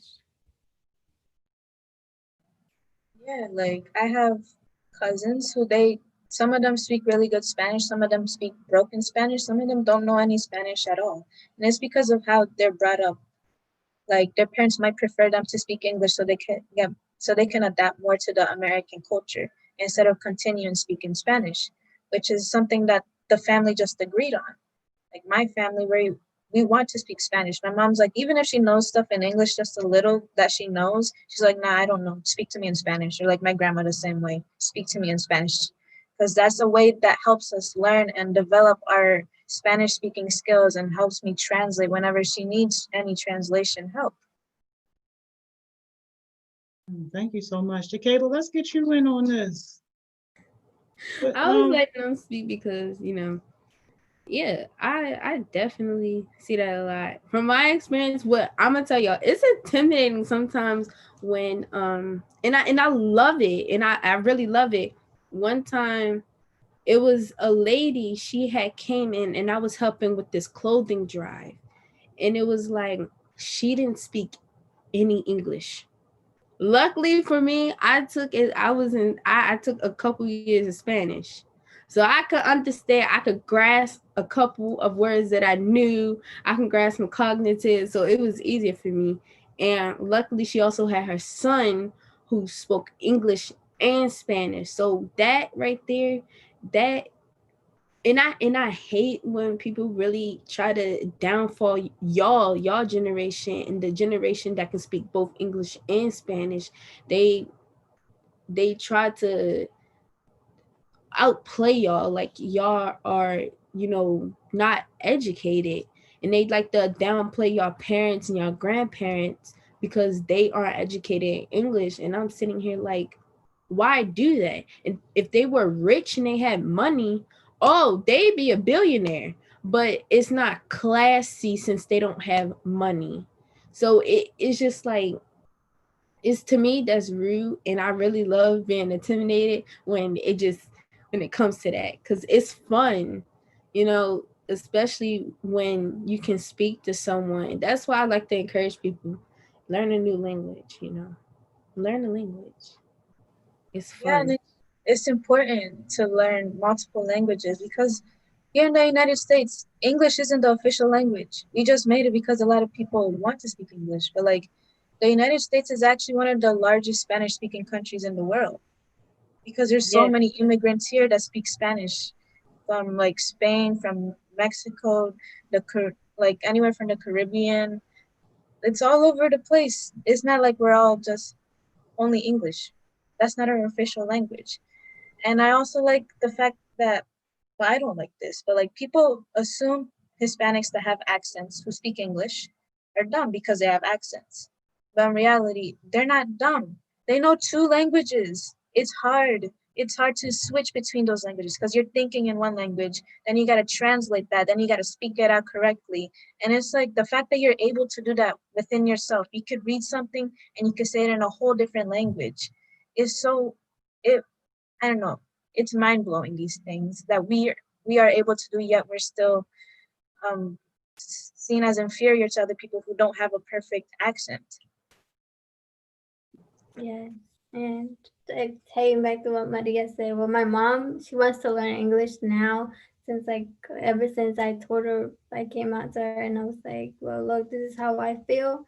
Me and her came more closer together. We talk about these things now, and like she wants to learn English more. She's been here for more than I have, and it's like, but it's like it's hard for our parents to learn English because of the fact that they have to work and they have double jobs. They have to make sure that we are okay and take care of their kids and all that. So it's really hard. But now that she's making an effort to learn, she's like, talk to me in English and I'll catch on to things. And if I don't understand, then she'll be like, talk to me in Spanish. I don't understand anymore. But it's like now we're having those conversations now. And I feel like a lot of us can do that with our parents and start learning new languages, start educating ourselves, start educating our parents because they, unfortunately, they didn't have the privilege to go to school or have the time to go to school. Yeah, these are all great points. Y'all got a very important question here, but I see them going off in the comments showing you guys love, but then also getting mad because they saying that their YouTube is buffering. Yo, I'm looking at the stream. The stream says that the health is 100%, and on my laptop right here is working 100% fine, and both my phones are fine. So I'm sorry for the people who are lagging. I really don't even know. But no, we can't go to Facebook, unfortunately. We don't even have enough time right now. So we want to keep it right here. So hopefully y'all YouTube will stop hating. But this question is from Miss Simone, which is a great question. She says, Maria and Big Rose, do y'all ever feel like you guys have to pick between black and white sometimes, especially on questions that ask, what is your race? And then ask, are you Hispanic? Yes or no? Like, wow. Like for me, with race, like whenever like anything where I have to check like what race am I don't know what I am. Clearly, like I'm not black. My family, like we have some black, but like I'm not black. My parents, they're not black. My grandparents, I'm pretty sure they're not black. And I'm not white. I don't think I'm white. Like I don't know. I don't know what to put myself as. I'm not Asian. I'm not Native American. I'm not Pacific Islander. Like I always want to put other, but when there's no other, I'm kind of forced to put white, which I'm not. But like I can't do anything else because it's like required. It's one of those things where you have the little red star that says, "Oh, this is a required field." Like I can't do anything about it. If only there was like a box that where I can identify like as brown, I would I would gladly put a check mark next to that, but like I can't. Yeah, so what she said, well, thankful for me that I've never had to experience something like that. But yes, like if somebody asks me like right in the moment, I had this thing where like in school we had to fill out this paper, and like I remember just crying in the class because it was like, okay, what do I put here? And like that was the first ever time that I had to ever experience that. And like I know now how to handle those situations. Like I need to calm myself down, but it is definitely really hard knowing how to identify yourself and not getting in trouble and making sure that you're safe, because there's a lot of negative things out there, and it's like a lot that you have to think about. Like you want to make sure that you're doing the right thing at all times, like I said before. And it's really hard to balance that out. It's really, really hard. And I know that suck, and I'm sorry. And that's the thing that the system that I advocate about it is messed up. And for one thing, they should start changing it. Not They should start changing it kind of like, are you like brown skin? I do believe that they should do that, because that is a problem, especially if you can't recognize all nationalities or ethnicities, then it's a problem. Yeah, thank you so much for that. Ms. Mosa Echo and Mr. Simone, how do you feel when Tess asks you to check Hispanic or non-Hispanic, considering your explanation about what Hispanic is? Maria, I think you kind of hit on it a little bit, but could you go maybe just a little bit deeper? That's an important question. Thank you. Like for me, I'm a Hispanic. I identify as a Hispanic because I come from a Spanish speaking country. But again, like if someone were to be Latino from Brazil, they speak Portuguese, they're not Hispanic, but they're not white. They're not, well, I'm not saying what they are, but like there could be some that they're not white and they're not black and they're not any of these other races, but they're Latino. And like it's these things that, I don't know, our system just doesn't recognize and doesn't include everyone and doesn't like understand what these terms mean. Like I feel like we've been in this system for so many years that hasn't changed. It stays the same, and they're like, oh, it's okay. Like we've been using it, no one's ever complained about it. We haven't had any lawsuits about this. We might as well just keep it. Like we need to like bring something up about this. Like we like add something to check mark to make sure we feel included in this country. That's the part where I was saying that I was sitting in the classroom not knowing what to pick and what to put down. I remember going to my counselor and he didn't know. He was like, well, I have to figure this out. You don't have to worry about it. They were very supportive, which I'm really glad that they were. But it's just like I really felt like scared to like know that this stuff are happening, and it's like I don't know how to put it into words, because the way that I was feeling in that specific moment, like I was like, okay, like what do I do, and what's gonna happen if I do this, or what's gonna happen if I do that, so all this stuff. That is terrible. Jakayla, you got any comments on that? I do. For one thing, for all the school systems out here that, wait, I have kind of a question. It's kind of a question. When y'all, okay, say for example, if they do include y'all like Hispanic or Latino, Latina, Latinx, if they do put that on there, do you ever feel sometimes, because what they're doing is they're putting like a data chart sometimes when they do accent, do y'all ever kind of feel targeted sometimes in like certain things because you never know what could happen? Because like I'm a paranoid person, so I can think of scenarios. So if I click black, who knows who'll be knocking at my door because I had clicked it. So do y'all ever be thinking about that sometimes? That's a big, big thing to think about as well. Like I said, now it's like going back to what, like I said, like what if I click this and then what's gonna happen? Who's gonna come to my house? And what if I click that? Then what's gonna happen? So yeah, I do think like that. That's why I was so paranoid in the moment, and I was like, okay, like these things are like a huge things. Like I have family and I love my family, so I want to make sure that they're all safe. Like for me, I've never thought about it. Like my family, fortunately, we're all documented, but I have people out of like my family that I have cousins who've been here since they were like 2 or 3, and they still don't have papers. Like they don't have anything, and they're well into their 20s, and they're still here trying to renew their status every year to make sure they could be in this country. And they're not even sure if they can get a job because we don't know if we could get their stuff renewed again because of the current administration. So it's hard for them. But for me, fortunately, I've never had to experience that. Like, I'm proud of being Latina. I'm proud being Hispanic, able to speak Spanish and English. I'm proud of what I am. And I'm like, I've never been scared. But like, if I were in other people's shoes who don't have these privileges that I do, that I was able to be born here, then I would feel extremely scared to like just mark what I am. And like, I don't know what would happen.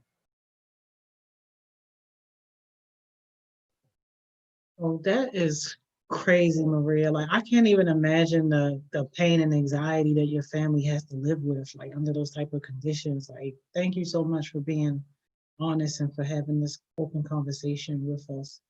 Um, I had saw a comment earlier that says something to the effects of if you guys had ever personally experienced racism, and if you could maybe give us an example of when you personally experienced it, maybe somebody in your family, like how did you deal with it and what was that like?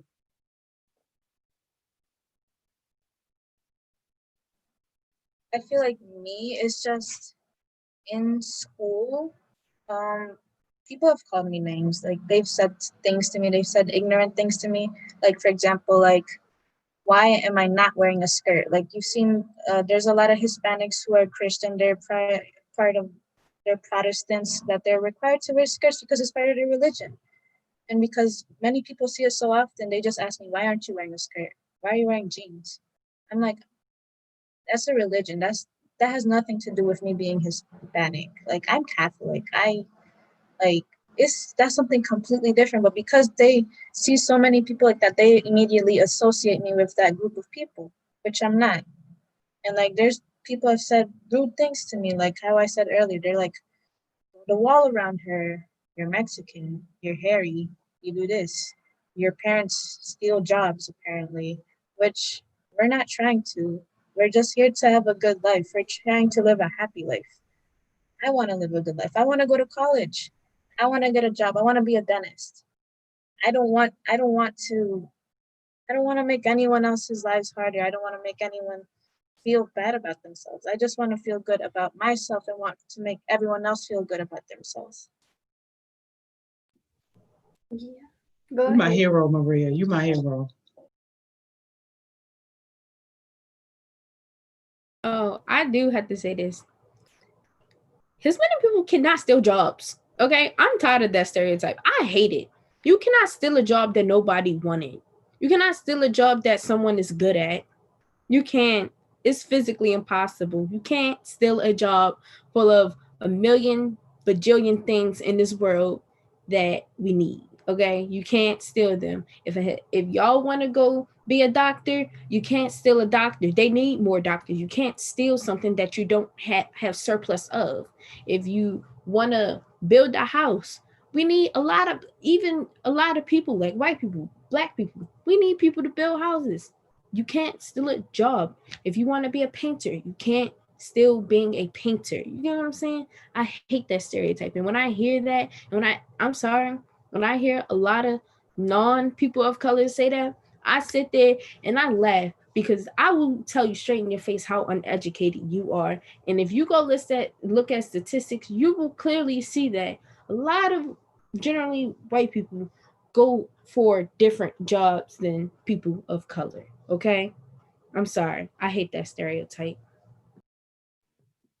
Hey, Rose, we about to get your thoughts. Everybody asking for your Instagram. So I'm about to drop the Central Soul Instagram and just tell them that you want to get in touch with Maria or you want to get in touch with Big Rose, and then they'll decide on whether or not they want to reach back out to you. But I'm about to drop that Instagram now, y'all. Yeah, with me, like touching back what my Maria said, same thing for me. I'm just here to get education, and like I'm gonna be the first one in my family to go to college. Hopefully, I'm really hoping that I get to college, and that I want to be a therapist. I want to go into psychology. I want to make sure that our minds are cleared up. I want to help people, like Maria said. I want to make sure, like, I see myself as a very nice person. I don't know. I feel like I love to help others. I love to help others. Like if anyone has any type of like situations where they feel like they can't do it anymore, it's like I'm here. Like I can be that person that's like you can keep on pushing forward. Like you have to. You have a purpose in life. And there's always like no matter what skin color you are, you can make it anywhere you want to go. You can do anything you want to be as long as you try your best and don't give up and keep on pushing forward, being consistent with what you do. It's always going to help. I love it. Yo, we have a lot of Black youth who are watching right now. What would you want to say to them, or what would you want them to know um, about your community, or just about like just this whole topic of us trying to come together in general? Like, what would you want to say to them? Like, just be open to the things that we have to offer. Like, I'm not trying to like bash on anyone. I'm not trying to be rude to anyone. Just be nice. You're nice to us, we're nice to you.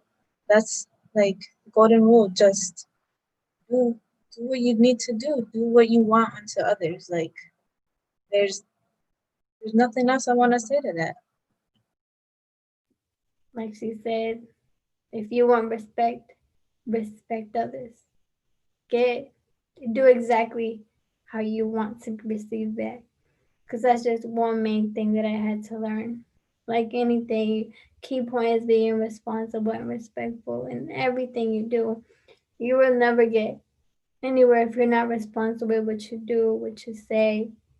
It's always like you have to make sure that you're doing your best to keep going forward and pushing forward. And I want to tell you guys that I love you guys so much. Like from my boyfriend, I've got to learn a lot about you guys. And it's like, I love your culture. It's like so fun. And I don't know, I just love it. I love it.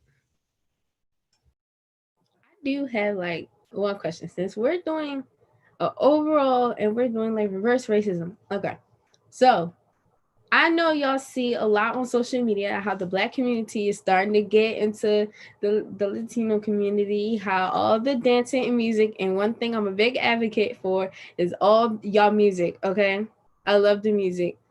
Like, I love it. So if you are a Black person, right, and you were listening to anybody that, okay, I'm sorry, I'm going all the way back like 2 to 3 years ago. Bad Bunny, okay, Bad Bunny, y'all know. I'm telling y'all, if y'all listen to Bad Bunny, I've memorized at least like two verses of his in straight full Spanish. Okay, so what would be y'all advice when y'all were to teach someone how to learn how to dance? Because y'all have like a lot of different names and different dances. So if you were giving advice for going to a quince, okay, I'm sorry, this is like, it's kind of out of topic. I wanted to bring a little fun and a little laughter, but if y'all were giving a little advice on learning how to dance to like all the quince songs and all of that, what would be y'all big advice? I'm sorry, I had to bring it out. Oh yeah. So no one ever taught me. I just went to the dances and did what everyone else did. And then I just kept doing the same thing over. Like we have bachata, just do the little three steps and then 3 steps. And like that's it. Just try to do what everyone else is doing. Like no one really is like, okay, you have to do this step, this step, this step, and this step. No, just watch and try it. Like no one's gonna make fun of you. You're just they're dancing. Like there's people who can't dance but they still dance. Like they as long as you're having fun, that's basically it. Like I can't dance, but like I'm still there. I'm trying, I'm having fun, I'm having a good time, and that's what quinces are about. Why is that so me? So me. Like I cannot dance for like the love of my life. I cannot. But it's like when you're like in a party, it's like nobody's gonna really watch you because there's a lot of people. So you just dance however you want to dance. You just watch where like the steps of other people. That's what I do. That's what I do. I just watch what they do, and I'm like, I'm gonna just fit in, and I'm gonna just say, yeah, I know how to dance, even though I don't know how to dance. I'm like, I'm here, so I'm gonna just do me. And oh, and another thing, music is a good way to learn Spanish. It's a good way to learn Spanish, and even English. Like my mama told her to listen to English music, and like she will learn like something, a little something out of it.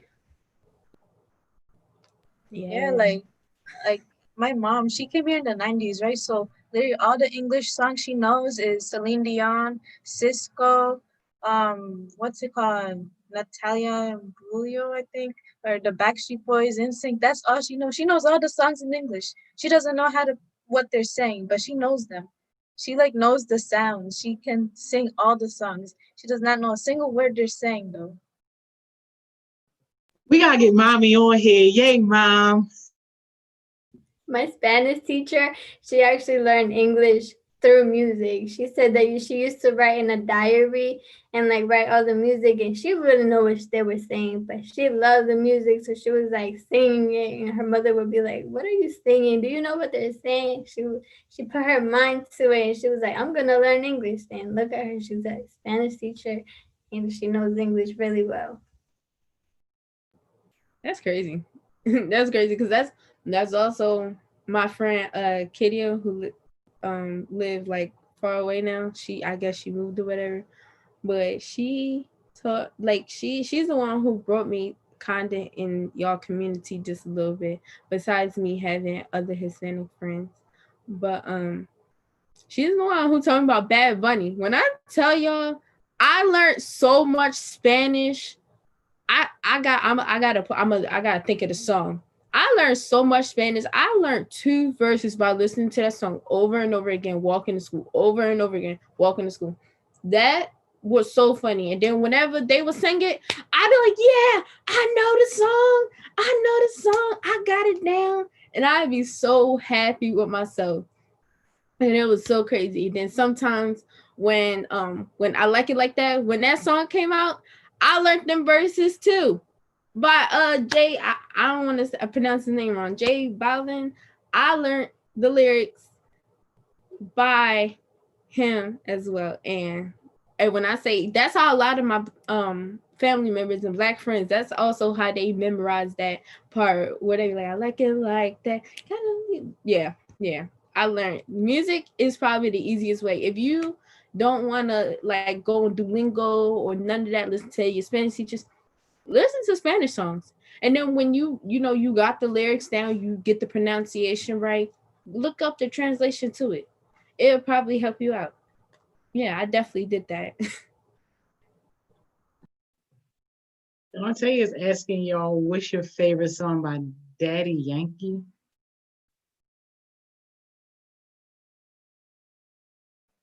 He has a lot of good songs. He's been around for like 20 years, so the most known song for him is probably Gasolina and Despacito.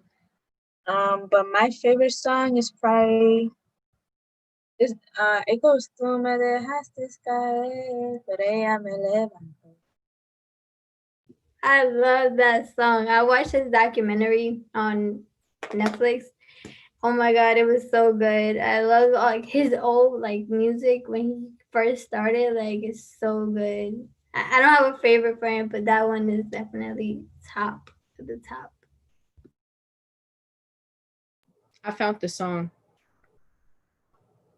Soy Pero. That's the one I learned. I learned that one. I remember that one. I don't remember it now. It's been a while.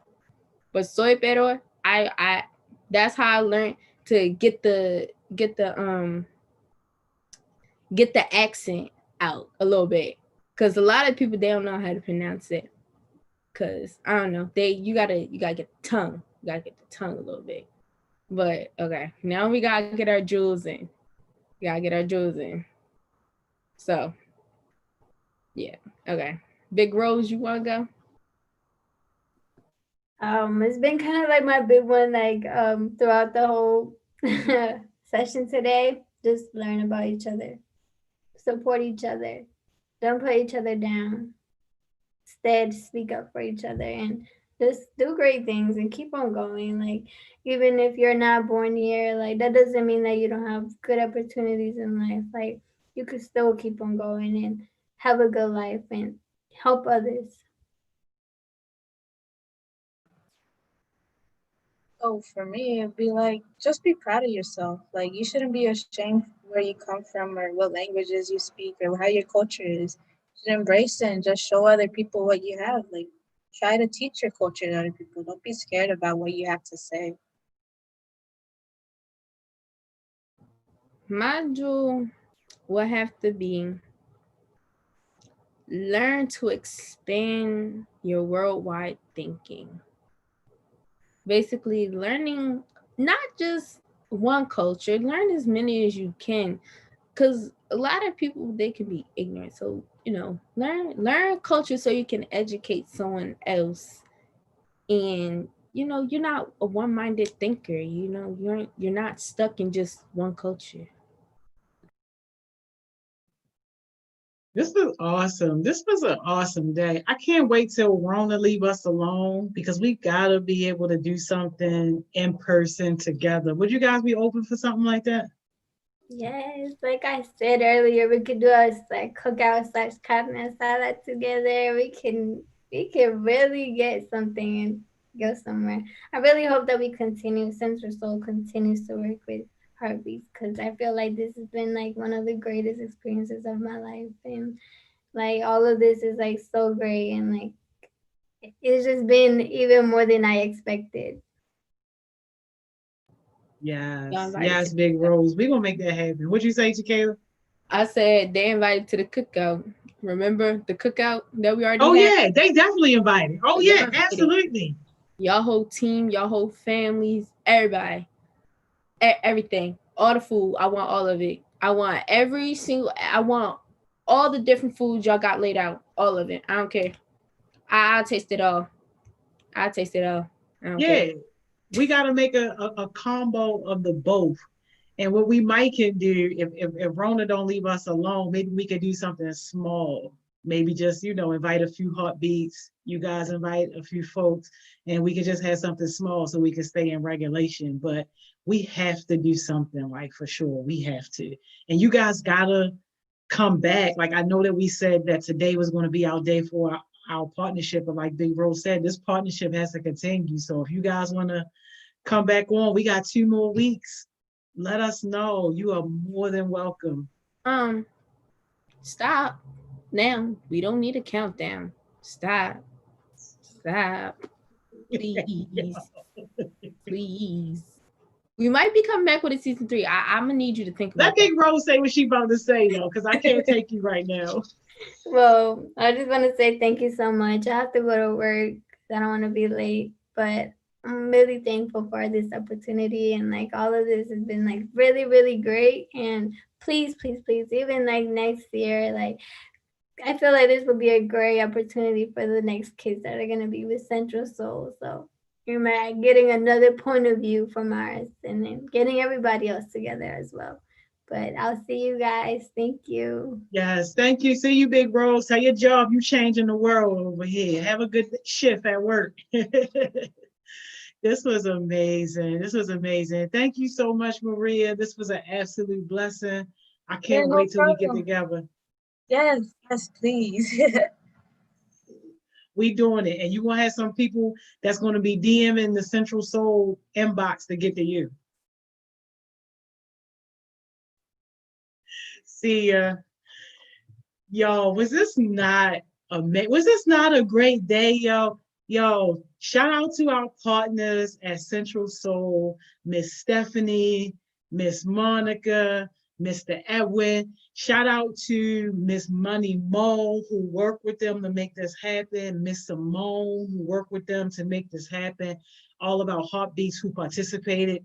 Y'all, I don't know. This about to take the cake for maybe one of my favorite days. Like it was just amazing. It was just amazing. So please, y'all, follow the Central Soul page and drop them a note. Even if you don't want to get in contact with Big Rose or Maria, just drop them a note. If you had a good time today, if you felt like this was worth your time, if this brought value to the situation today, let them know that.